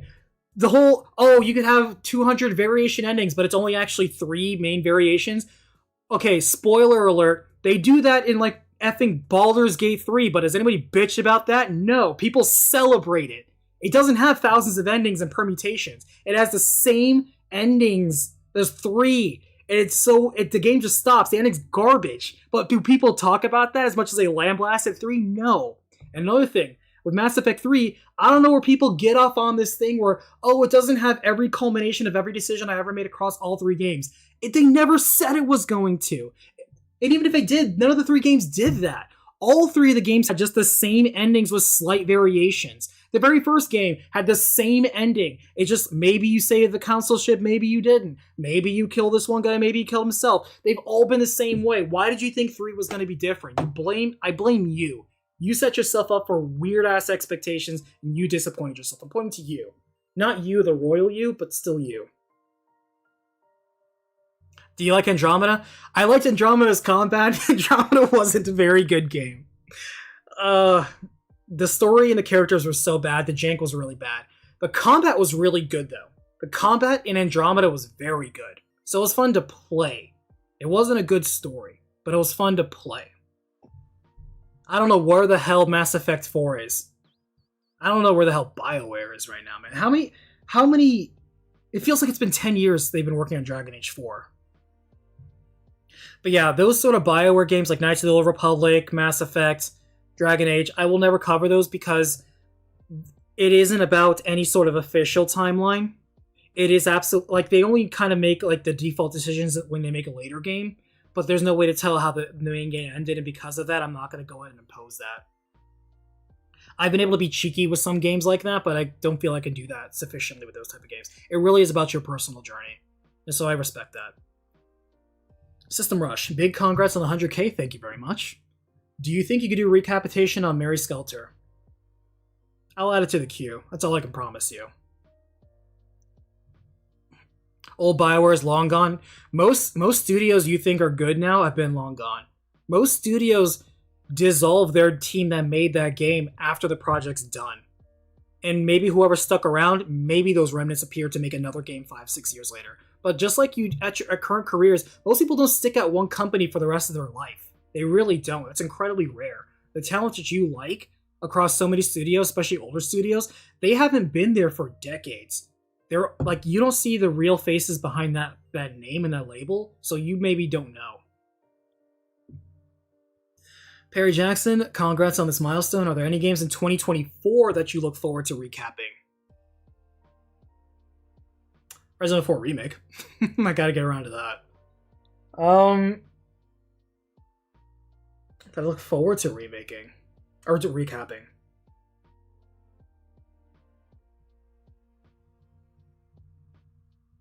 I don't know, actually. I kind of become more of a wait-and-see type of person these past few years. Looking forward to things, to me, just sets myself up for disappointment. I don't ride the hype train as much as I used to. It hasn't been worth it, because again, as I said along like an hour ago, where I am right now, the circles I want to be in, and where the circles are going, don't always overlap. You know, there's not a lot of overlap, so... It's hard to say.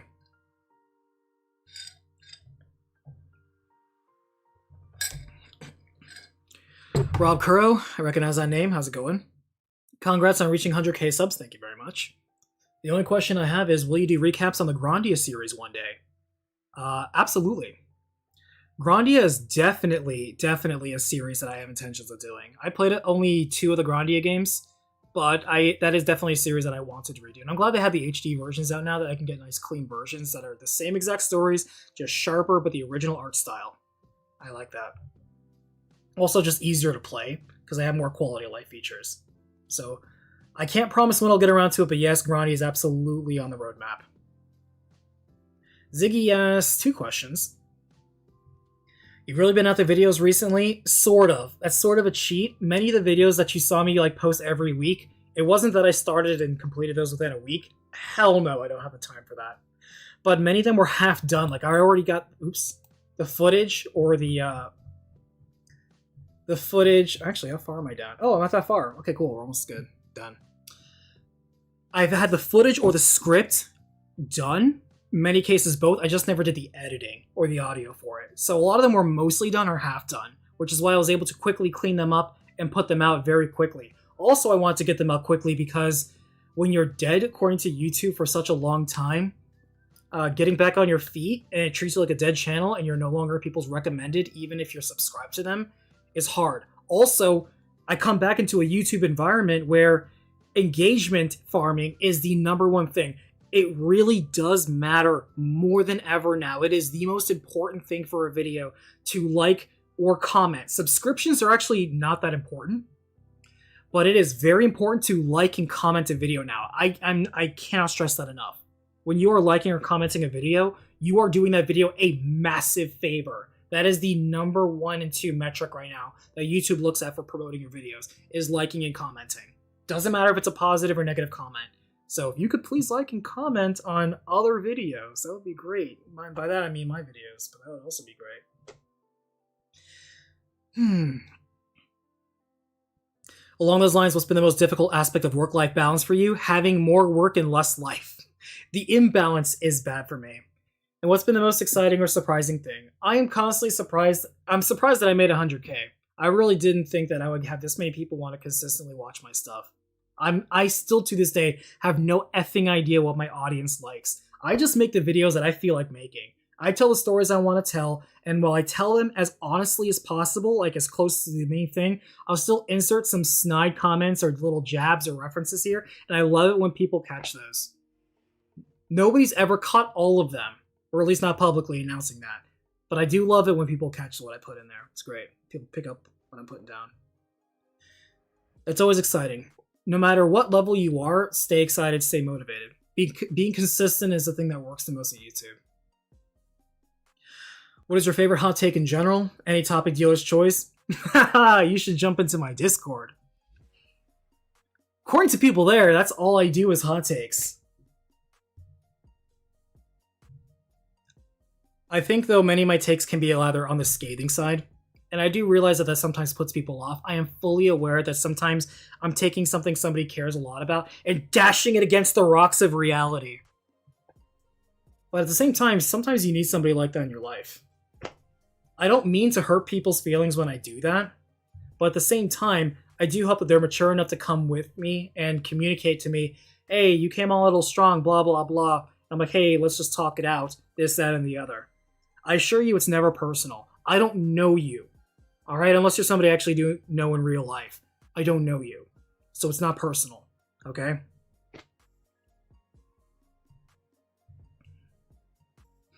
Sonny, hey, how's it going, man? Love to see you.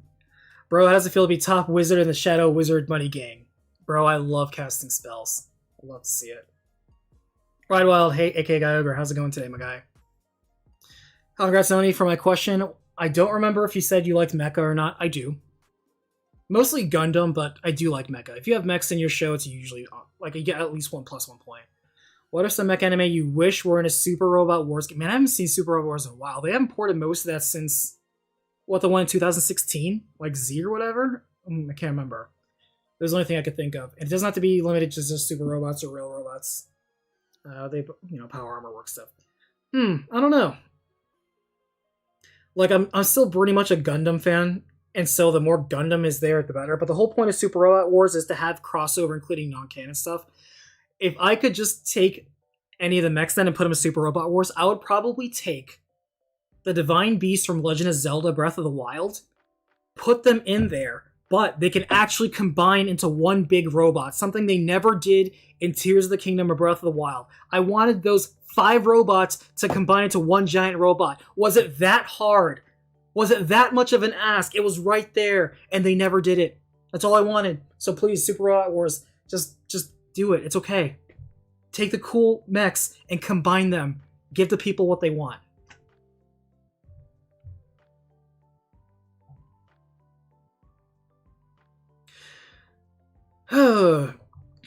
Nicolaus. When is the MK1 recap coming? When they finish all the DLC.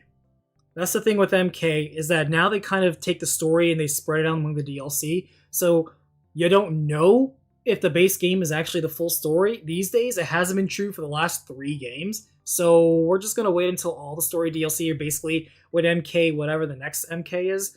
When that's announced and they're finally done with all the DLC and story, that's when I'll do the MK1 recap.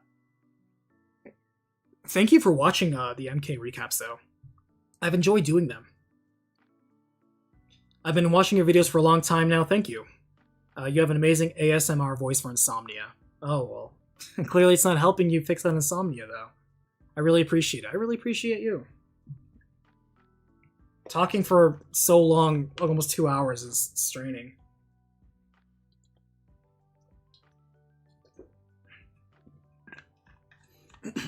So basically a Megazord, basically. Except when Link rides his Zero cycle up, he needs to say, "And I'll form the head." Ras Feet, congrats on finally reaching 100k, thank you. I've been an active follower of your channel ever since you started streaming Ghost of Tsushima way back when.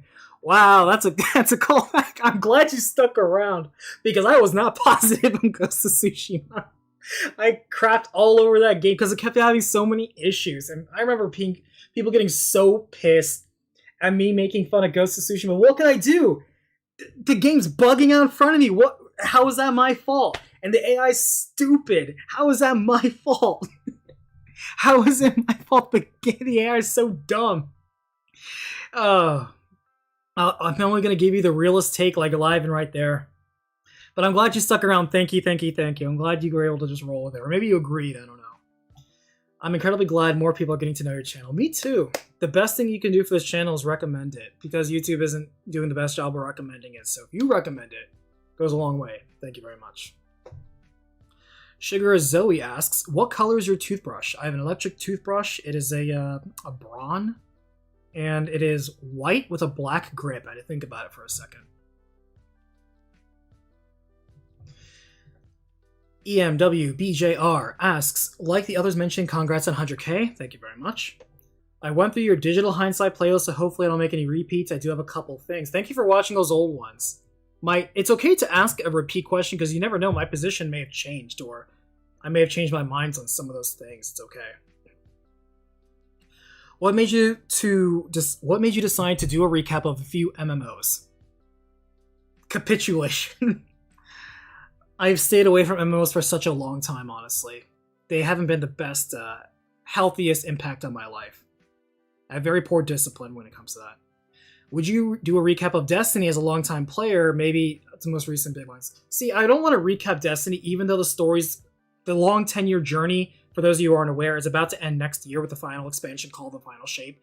That's the end of the 10-year journey. Everybody memed on Destiny. You couldn't do a game for 10 years. They did a game for 10 years. It's about to basically end in the 10 years. And I think they should just clean up and stop after that. Here's my personal Destiny 2 take. Finish it.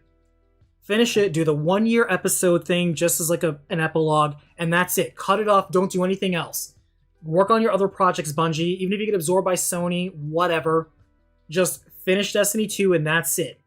Keep the game up just like you do D1. Just don't update it. That's it. That's it for Destiny 2. And then maybe 4 or 5 years from now, you have a brand new engine.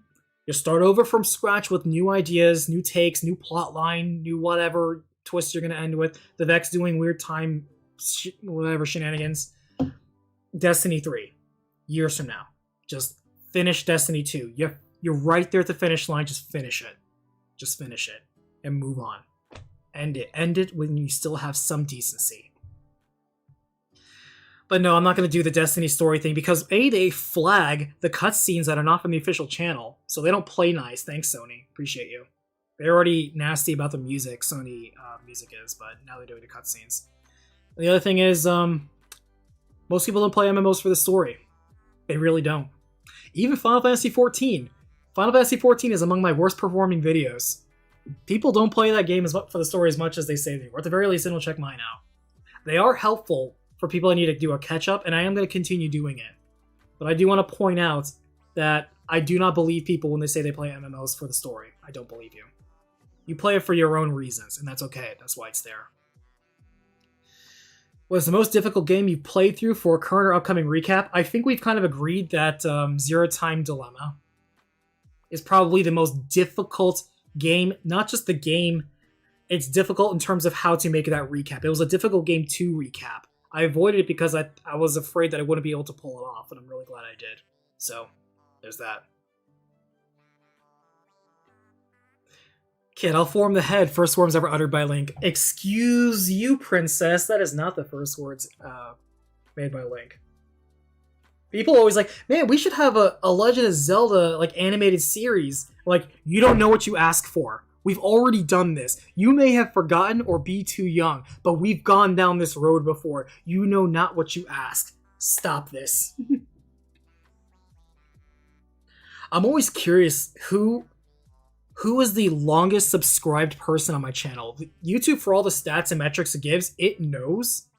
Because if you ever hit Ruby status, which is like 50 million, they actually will give a commemoration to like the first few people that are still subbed to your channel. Like the oldest subs, they'll have like a little mini award. So YouTube knows. I don't know. I'm genuinely curious who's the longest standing sub. I'm really curious.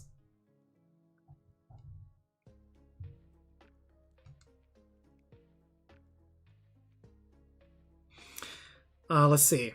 What is the most difficult game you've played? Kind of curious for both. It can be difficulty based on personal skill set and challenging gameplay, like the infamous difficulty of a Soulsborne game. Soulsborne games are not hard. Well, they are not challenging, they are punishing. There's a difference. What the game is asking you to do, which is wait for the precise window with which the enemy has an opportunity to strike and strike them with, that's not a big ask. What it is punishing you is being impatient, for being imprecise, for being too slow, or too fast, or too greedy, or too weak. It is punishing you for your poor execution. It is punishing you for your poor timing.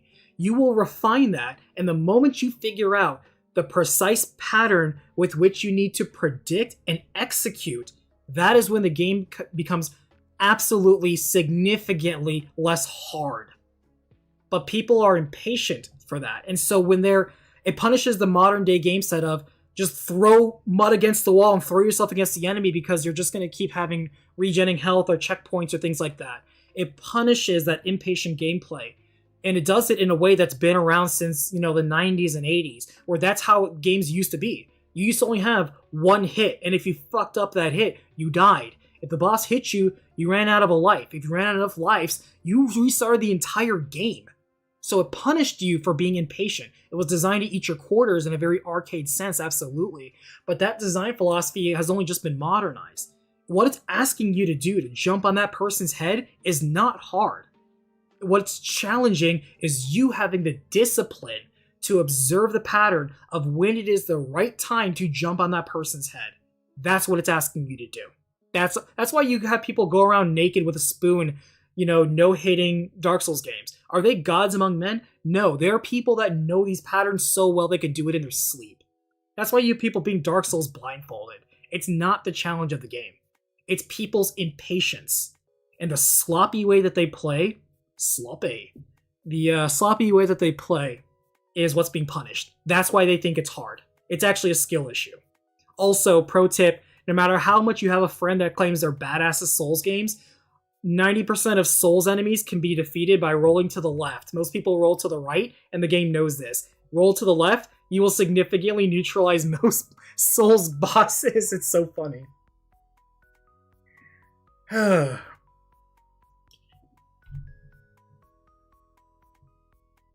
Brad Fab, I've been seeing you a lot recently. I love your videos, and I think you put too much quality in your videos. Thank you. It's so, it makes it very difficult for people to replace me. I think I've touched on this before, but people think, oh, how hard can it be? You just recap the game, you put a voiceover on it, you put some background footage. How hard can it be? It's very time consuming and it makes you feel like it's a waste of your life and time. And you don't feel the full appreciation. It doesn't make a lot of money. Because it's not entertaining, it's not quick to consume, and it doesn't have a whole bunch of editing that I care about maintaining your attention. I put the story out there. It's up to you to watch it. If you do, great. If you don't, not my problem. And because that's not the most popular mainstream way of producing this information, is why people go back to doing, hey, let's just make memes out of these short recap videos. Here's something in a nutshell. Here's something in 3 minutes. Here's an exaggerated long version. Or they go the opposite way, which is make a video longer than 1 hour. Because I think if you make a video longer than 1 hour, 2 hours, your ECPM, which is how much you're paid per dollar on the video, actually increases. So there's an incentive on people to make those 4 to 6 hour essays, which is mostly bloat and filler. They do it just so they can constantly increase the amount of time that video is so they can make more money off of it. It's okay. That's a legitimate strategy. There's nothing wrong with it. It's just how do you want to consume your media?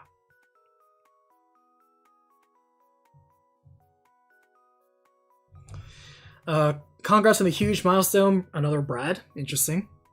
Always love watching your videos. Keep up the good work. Thank you. Appreciate you. Getting close to the end here. Then we'll read what chat has to say.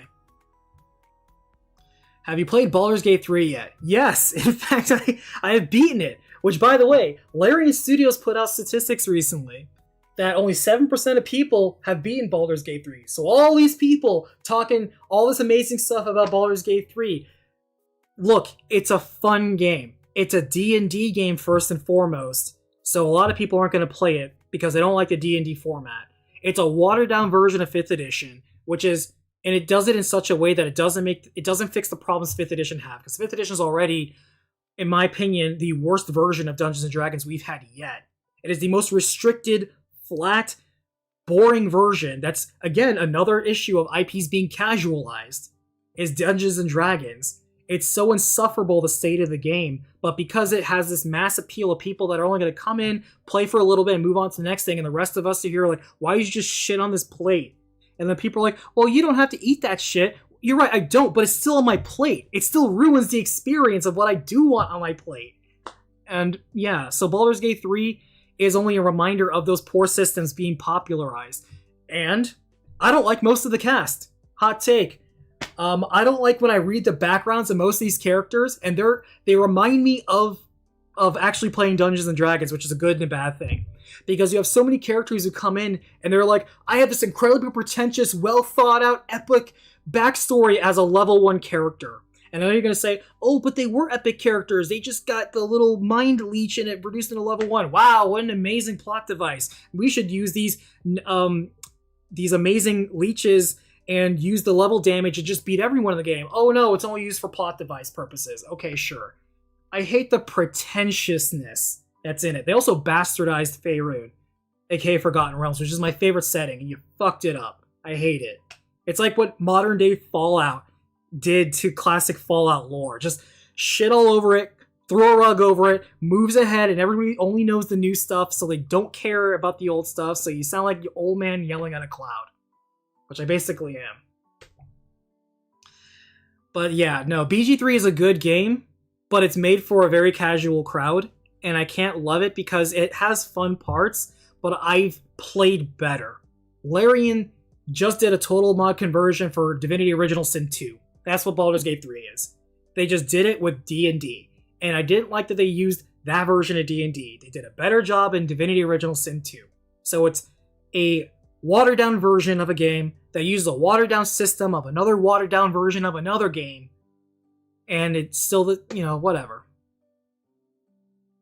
And all the people that are loving it, I guarantee you they have only played Act 1 and part of Act 2. They did not get to Act 3, and even if they had and they get past all the pandering, you're gonna look me dead in the eye, look at that goddamn excuse for an ending and tell me that was a masterpiece?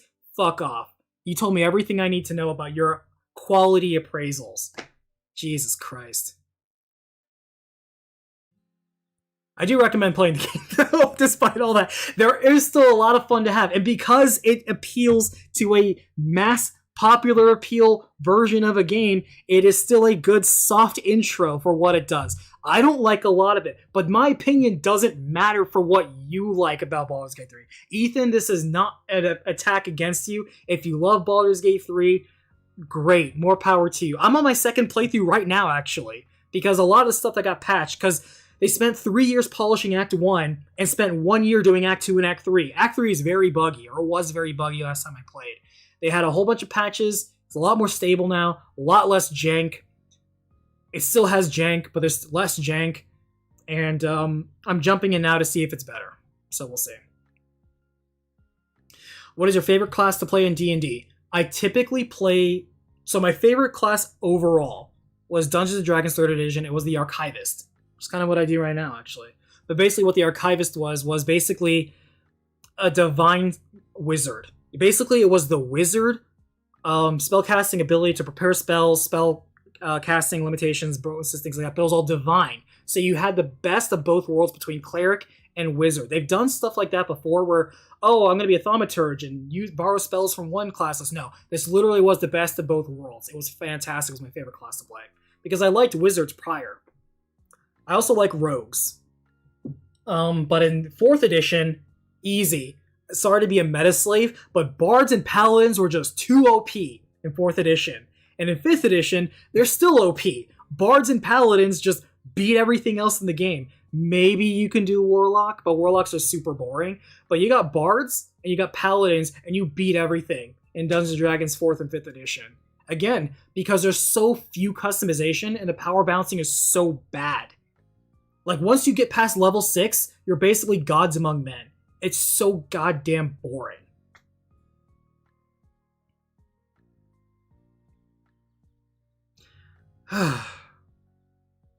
So hopefully that was a brief look at my thoughts on it. I feel passionate about it. If you want to hear more about that, please jump into the Discord. The link might be in the description below. I don't know. I don't know what's working. Ethan, great question, by the way. Thank you. I actually enjoy the rant. I have fun. Gene Glenn asks, what has been one game you were surprised at how much fun you had playing through it, and what game are you looking forward to playing through? I think RoboCop takes that award. Like I said, I give it I actually had the most amount of fun playing it 2023 award. I was surprised. I did not see that coming. That game did not have any business being anywhere near as good as it was. Fantastic. Bravo, Nacon. Excellent work. What game are you looking forward to playing through? Okay, so if we are looking at what I'm looking forward to the most in 2024, Final Fantasy VII Rebirth, because I loved Remake. Love it. Dragon's Dogma 2, because I love Dragon's Dogma. Oh, so good. And it looks like they're doing things right. It looks like they're literally taking the Monster Hunter engine. Literally, because I recognize some of these rocks and trees. I'm like, that's from Monster Hunter World. They're using the same engine.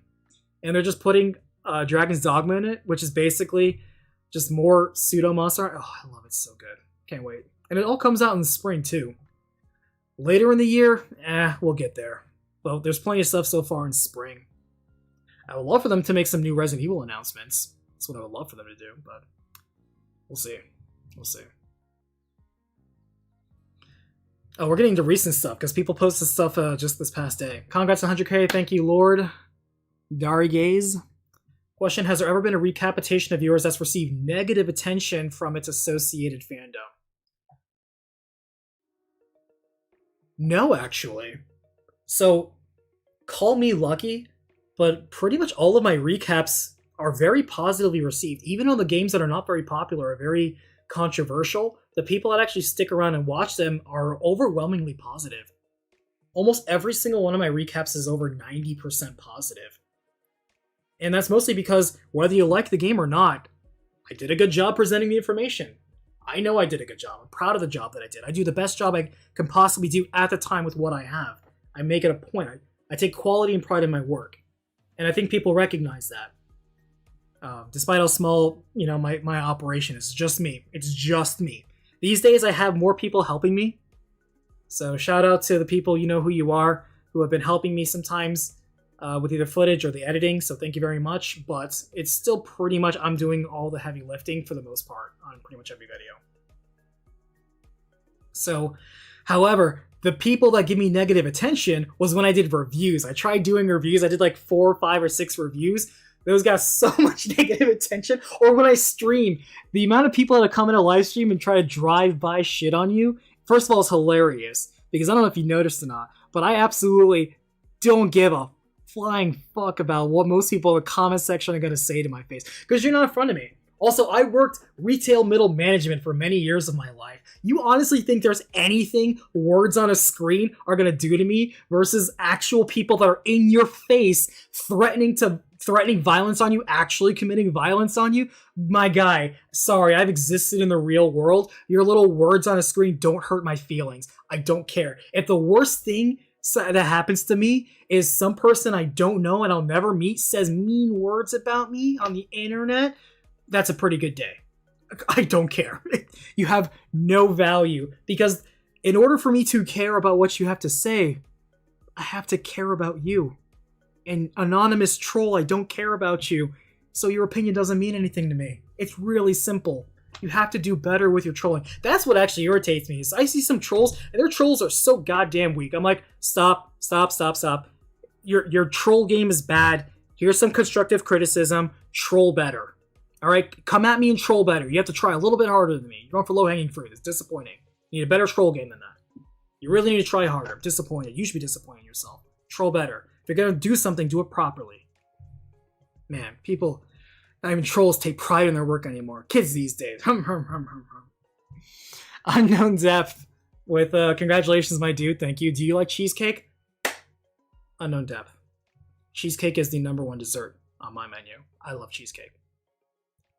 Cheesecake is part of the reason why I'm still overweight. I'm not morbidly obese. I'm not like Boogie or Wings of Redemption or like Tipster or other incredibly morbidly obese people. You know, thank God. I'm pretty good, all things considered. I'm constantly improving.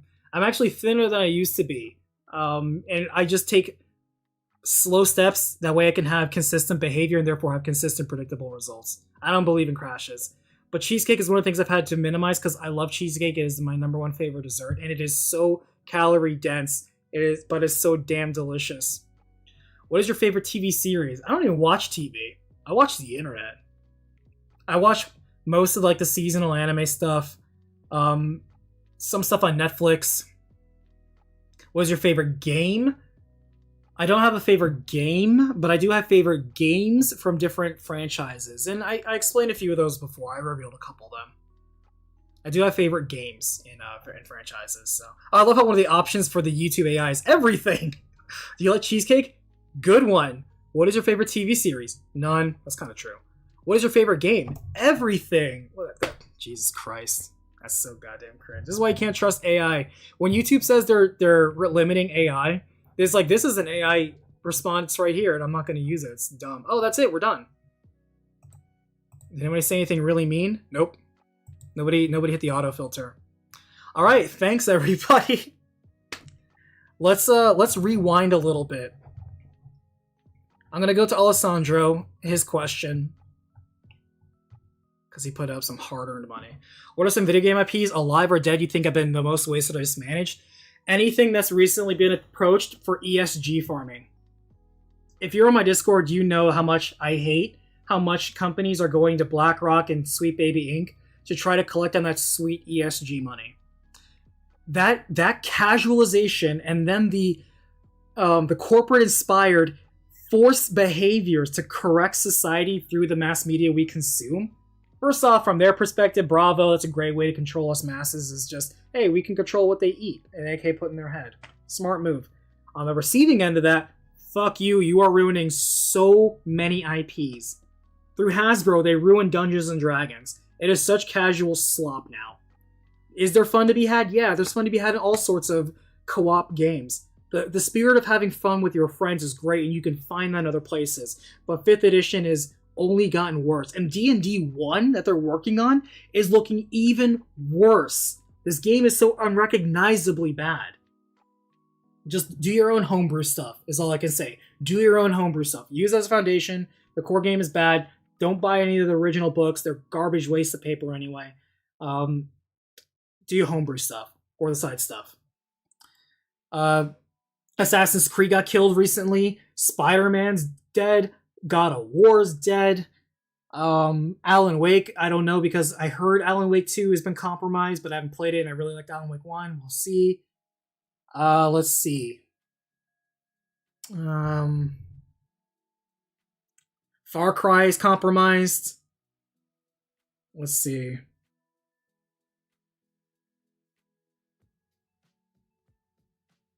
Dead Space got more or less compromised. They did an okay job, but it was very clear they were pandering.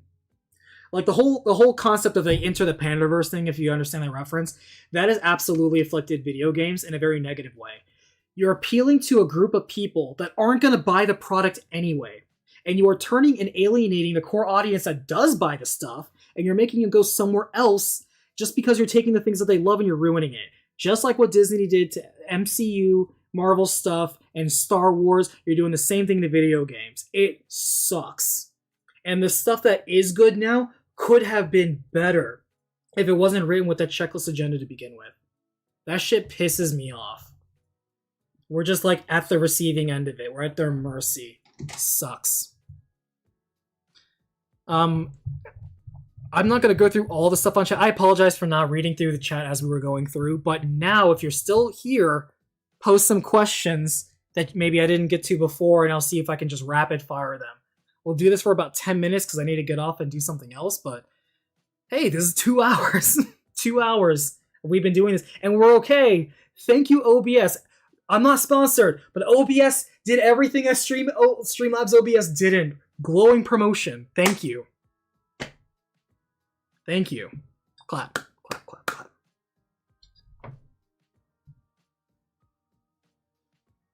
And if I shouted into the mic, I apologize. I'm sorry, but I'm not that sorry because I feel very passionate about this.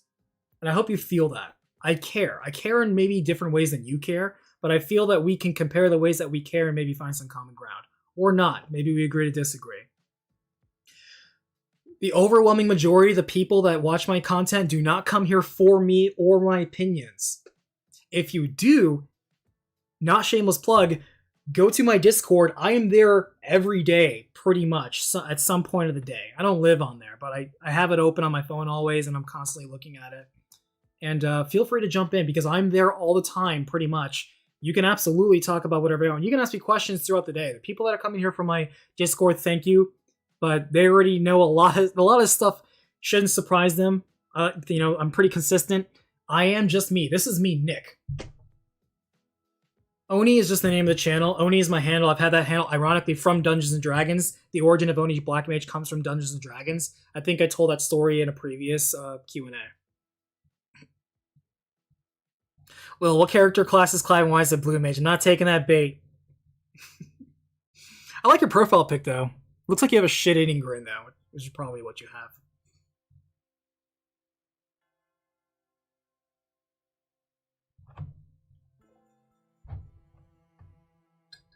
Alan Wake 2 was awesome. Is it redacted? I'll find out. I haven't played it yet. I have expectations, though, because Alan Wake 1 was excellent and Control was fantastic. Control is such a good game that I really hope that Remedy kept it together for Alan Wake 2, but we'll see. Kaze gifting 1 membership that went to Omnixor. Thank you very much. Thank you so much.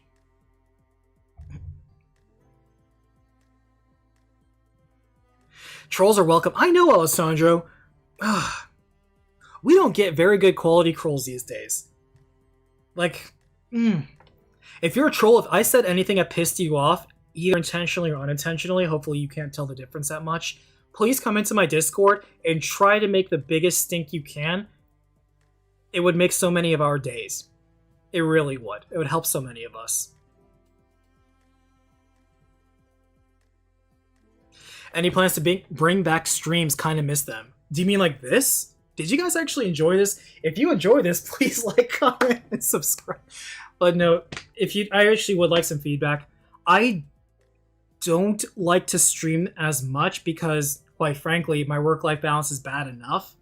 And I don't know if I want... I'm an introvert at heart. As animated as I can be right now, even the fact that I'm in front of a camera right now is exhausting to me. I don't like to put up as much energy. I'm just like, whatever. I don't dress up. I don't have amazing effects. I don't doll myself up with any makeup. And I'm already hoarse from talking. It's just so long. Ugh. Long bouts of talking dries out my throat. But yeah. I tell myself when the workload lessens, but the workload never lessens. The better job you do at work, the more work they give you. And there's always another video to make. More people come here for the recap, so I'm giving them more of what they want. I also don't stream what I used to think about, hey, what if I just stream while I'm recording a game, but then I'm too distracted by chat. And so I make slower and worse progress on the game, so things are slower to come out because I'm too distracted because, I don't know. I work faster at my own time, playing games in whatever weird hours I can insert instead of setting up things or having abominations happen like what just happened earlier today with Streamlabs. It's just... I don't know if I'm built for it. I really don't know if I'm built for it. That's why it's a rare treat. That's why even coming on camera right now is a rare treat for you guys, hopefully.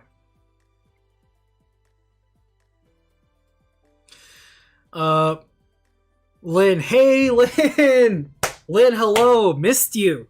Lynn, by the way, is the only person that I would ever trust. The only lady that's smart enough, wise enough, and has the tough chops enough to handle anyone and be a mod in this. She will slap any of you down so quick. She is what I call my stream sniper. The right one. Hello, Lynn. Long time no see. I'm actually on the cam now. How's it going? You've been hiding? You're always in the shadows, just waiting to strike. I've always respected that, though. Borderlands 3 stream. You know, as much as I play Borderlands, I do want to play the Tiny Tina's D&D one, the Wonderlands one. I still want to play that because it has the spirit of D&D. The spirit of D&D is the adventure. Dungeons and Dragons needs to have dungeons and some dragons. But these days, most people just want to fight the dragons. And the dungeons are so weak. That's one of the reasons why my favorite game that surprised me the most to play would also be Hogwarts Legacy. Hogwarts Legacy is not only a great action RPG, that world is so well done, so fun to be in, so enthralling in terms of its aesthetics, its lore friendliness, that even if you don't play Harry Potter games at all or don't know anything about the lore, you can still enjoy it because it's a good action RPG that's mostly magic based. And this is my favorite part. It has good dungeons. It has the best dungeon design out of any RPG this year. It has such good dungeon designs that when I played Final Fantasy 16, I was like, what is this garbage Final Fantasy 14 glorified battle hallway garbage? If you play 14, you know that most dungeons are just basically glorified hallways. You just go in a straight line. It is, in many cases, the older dungeons, literally a hallway. And then it opens up to a fight arena with maybe a gimmick or two, and then you move down. It's just a hallway. It's just a hallway. It's not a dungeon. It's a hallway that you're calling a dungeon. Hogwarts Legacy had real dungeons, and 16 took hallway dungeons. In this case, they didn't even try to fluff it out with cool gimmicks. They were literally hallways.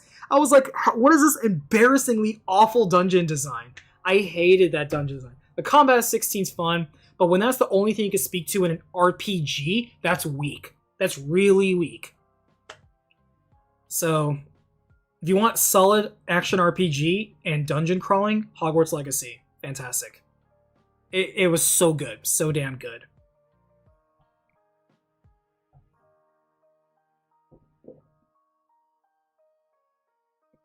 But yeah, actually, maybe in the new year when I can, work holiday load is a little bit less, and I would like to do the another Borderlands. Maybe I'll stream it. I could make an exception. I know I said earlier I'm not going to stream, but I'm streaming now, so we'll see how long that lasts. If this is a special occasion, but it could just be something private, or maybe we'll just do it on Discord, and that's it. We'll just keep it private and fun. But yeah, definitely. Monster Hunter when it comes... Oh, that's right. The new Monster Hunter. How could I forget? I'm super excited for the new Monster Hunter. Absolutely hyped for that. Loved World. I loved Rise. I loved the mobility that was focused on. I loved what they did with Hunting Horn. Hunting Horn became my new favorite weapon in Rise. It's so fun, so good. And I look forward to seeing what they do in the new one. Monster Hunter Rise Up.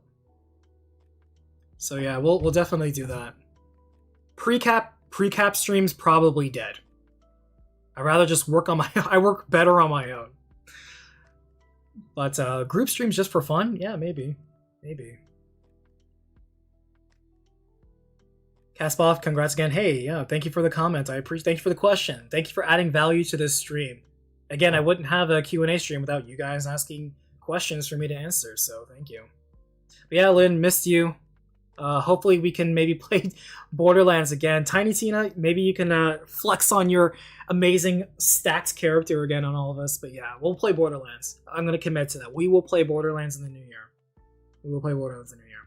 What's the next recap? Let me ask you a question. Patrick Perez. The next recap, first of all, is next year. The next recap, I want to say it's because I have a few pots already on the already burning, not burning, but they're on the burner, and I don't have anything loaded yet. I already went through all the stuff that's already preloaded.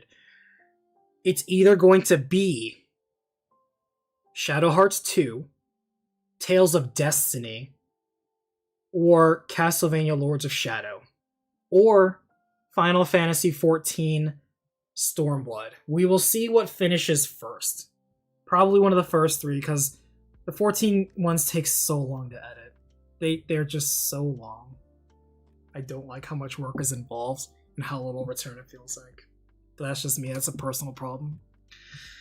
But yeah, hopefully, thank you everyone that showed up. I think we had like peak 35 people, which is like, for me, that's a big deal. I'm excited. I'm excited that many people came out to just watch me. It's really flattering. It's going to my head. Because again, most people don't watch this channel for Nick. They watch it for Oni Black Mage to read them in a game just to save them time and money in the future, which I'm glad to help, but at the same time, sometimes it's nice to be appreciated every now and then, you know? So, thank you very much. I'm almost out of tea now, so that'll be that. Also, yes, you will sometimes get sponsored. Like, those are the ones that interrupt when I get a sponsored video. Because you'll only have X many days to produce content for it. Otherwise, you obviously get a flag. And people are like, this guy's unreliable. So I want to make a good impression and get them free game codes, man. And yeah, so look forward to those. Also, if you click on the link that's under those sponsored videos, it helps me out, just gets attention. You don't have to buy anything, just click it, and it counts as a metric. Helps me out a little bit. Doesn't cost you anything, so if you watch it, click the links. Appreciate it. Thank you, thank you. Love a Stranger of Paradise video. Stranger of Paradise, great game. Slept on.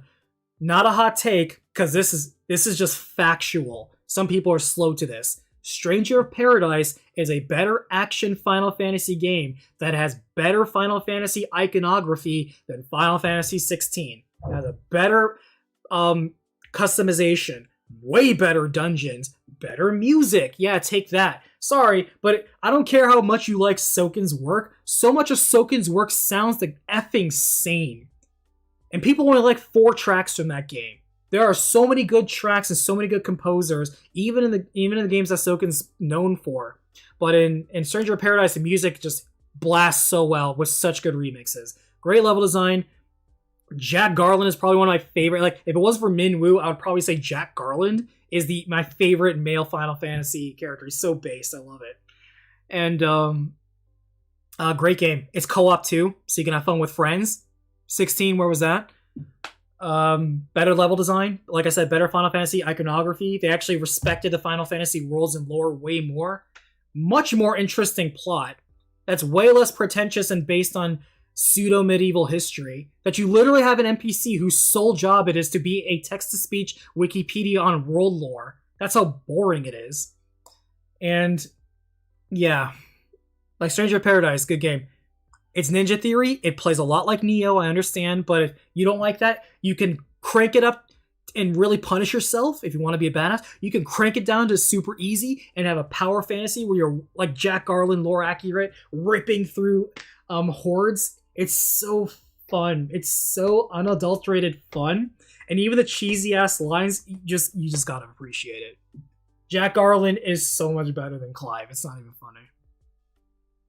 What class do you play in Final Fantasy XIV? Patrick, I will give you one guess. And it is the obvious guess. And if you watch any of the 14 ones, it limits it. You can kind of tell which subclass I'm playing. based on the armor that I'm wearing.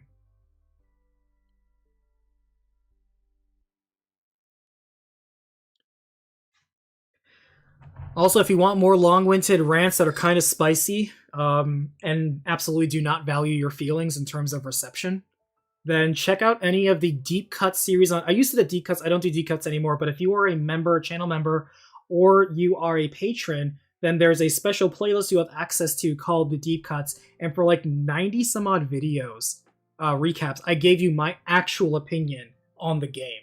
Kind of like how I did now, where I will talk about the things that I loved, and I will talk about the things that I didn't like, and I'll talk about the things that needed work. I like to feel that. Oh, and I'll tell you one thing. Any game is good if it does one of three things. It just has to do one of three things. It has to be fun, fascinating, in which case it's interesting or people could talk about it, something we're talking about, not you play it and you forget it. And it has to be fulfilling. It has to do something that scratches an itch or fills a niche or does what it sought to do, to deliver, to either maybe develop a character story or maybe tell a tragic tale. How effective did it do it? If you do one of those three things, because there are games that are not very fun, but they're very fulfilling. Like, I like to think Animal Crossing is one of those. It's not fun doing chores. I don't like chore simulators. But goddamn, they make a gameplay loop out of it that's so goddamn addicting. Unlike most RPG filler garbage, where it's like, hey, collect 100 rat pelts. It's like, this isn't fun. This is filler and it's garbage. That's not fun. And it's not fulfilling. And it's not fascinating. But if you are fun or fulfilling and or fascinating, you are a good game. Now, the quality appraisal, we need to define those. And if you want something better on that, watch the streams on my side channel, OBM Plays, and you'll see where I talk about different franchises once I finish them. I might do one for Castlevania. We're getting close to finishing the Castlevania series. That's a lot of games. That's like 20 games. We might do a really long stream appraising each Castlevania and actually comparing them apples to apples and really seeing which one matches up on a tier scale. Ooh, I can't wait to just... people get so salty on Castlevanias. I can't wait. Patrick, he said, Black Mage? Absolutely. I play a Black Mage in Final Fantasy XIV. I don't care about your buffs. I'm selfish DPS. I'm just here to throw some fire, throw a little bit of ice, move on. Get this story done. So yeah, I'm a Black Mage. Surprise, surprise. Portable boredom. Biggest tragedy about Stranger Paradise is all anyone will remember is herder chaos. Yeah, it's... The memes are good. The memes are funny. The memes are there. But it's unfortunate that people will absolutely sleep on it. But you know. Now you know. You. Not just Royal you. You. You. And the guy behind you. But, thank you. PJXMR, thank you. Enjoy the series recap streams. Me too. I'm going to keep doing those. I'm going to salt mine. Those. But I'm going to go ahead and wrap up here. If I did miss out your question in live chat, I intended this to be more engagement with live chat. It's the whole reason I fixated on doing this. But I think maybe seeing the live reaction, or at least seeing my face do the live reaction, and not just, oh, soy face, put that garbage on a thumbnail. Hopefully you appreciated it. This was quick and dirty, but I think sometimes it's a lot more simpler and easier that way. I had fun doing this. Talked for 2.5 hours with just what was provided. If you want more, or you really do want your question answered for me, genuinely, again, go to the Discord. I have a Discord. The link is in the description. Please go there. Ask whatever you want. If you catch me in the voice chat, it's fine. If you want to talk to me, just at me. It's okay. Don't at me directly, though. Too many people adding me about irrelevant stuff kind of annoys me, because sometimes I get pinged either like when I'm sleeping or in the middle of the day, or I'm working on something that I don't want to be disturbed, and it's kind of bothersome. But just post it. You don't have to ping me. I will read it. I'm actually on my Discord. I hear a lot of content creators aren't on their own Discords. I am on my Discord, and it's me. I wish I could set up an AI bot, but it's not me. I talk like a bot. That is what it is. So yeah. But yeah, thank you. Hopefully I added a little bit more value to you guys. Hopefully you guys got a chance to see a little bit more of what Nick is like, the Nick side of things. Maybe some of you are glad that I shattered your whatever mental image you had of me, that I absolutely broke it and dashed it, and now you have like, great, I can't unsee what I saw. Perfect. Glad I added value. Glad I corrected you with that reality check. Play RoboCop Rogue City, play 13 Sentinels, play Stranger of Paradise. Please look forward to the next video. Please like and comment on the videos. It really, really helps. I cannot stress that enough. Please join the Discord. Thank you for your support. Have a good night, and I'll see you on the next battlefield. Thanks for watching. We're actually just going to cut this off because I don't have an outro on this. It's that quick and dirty. So 3, 2, 1. Bye-bye.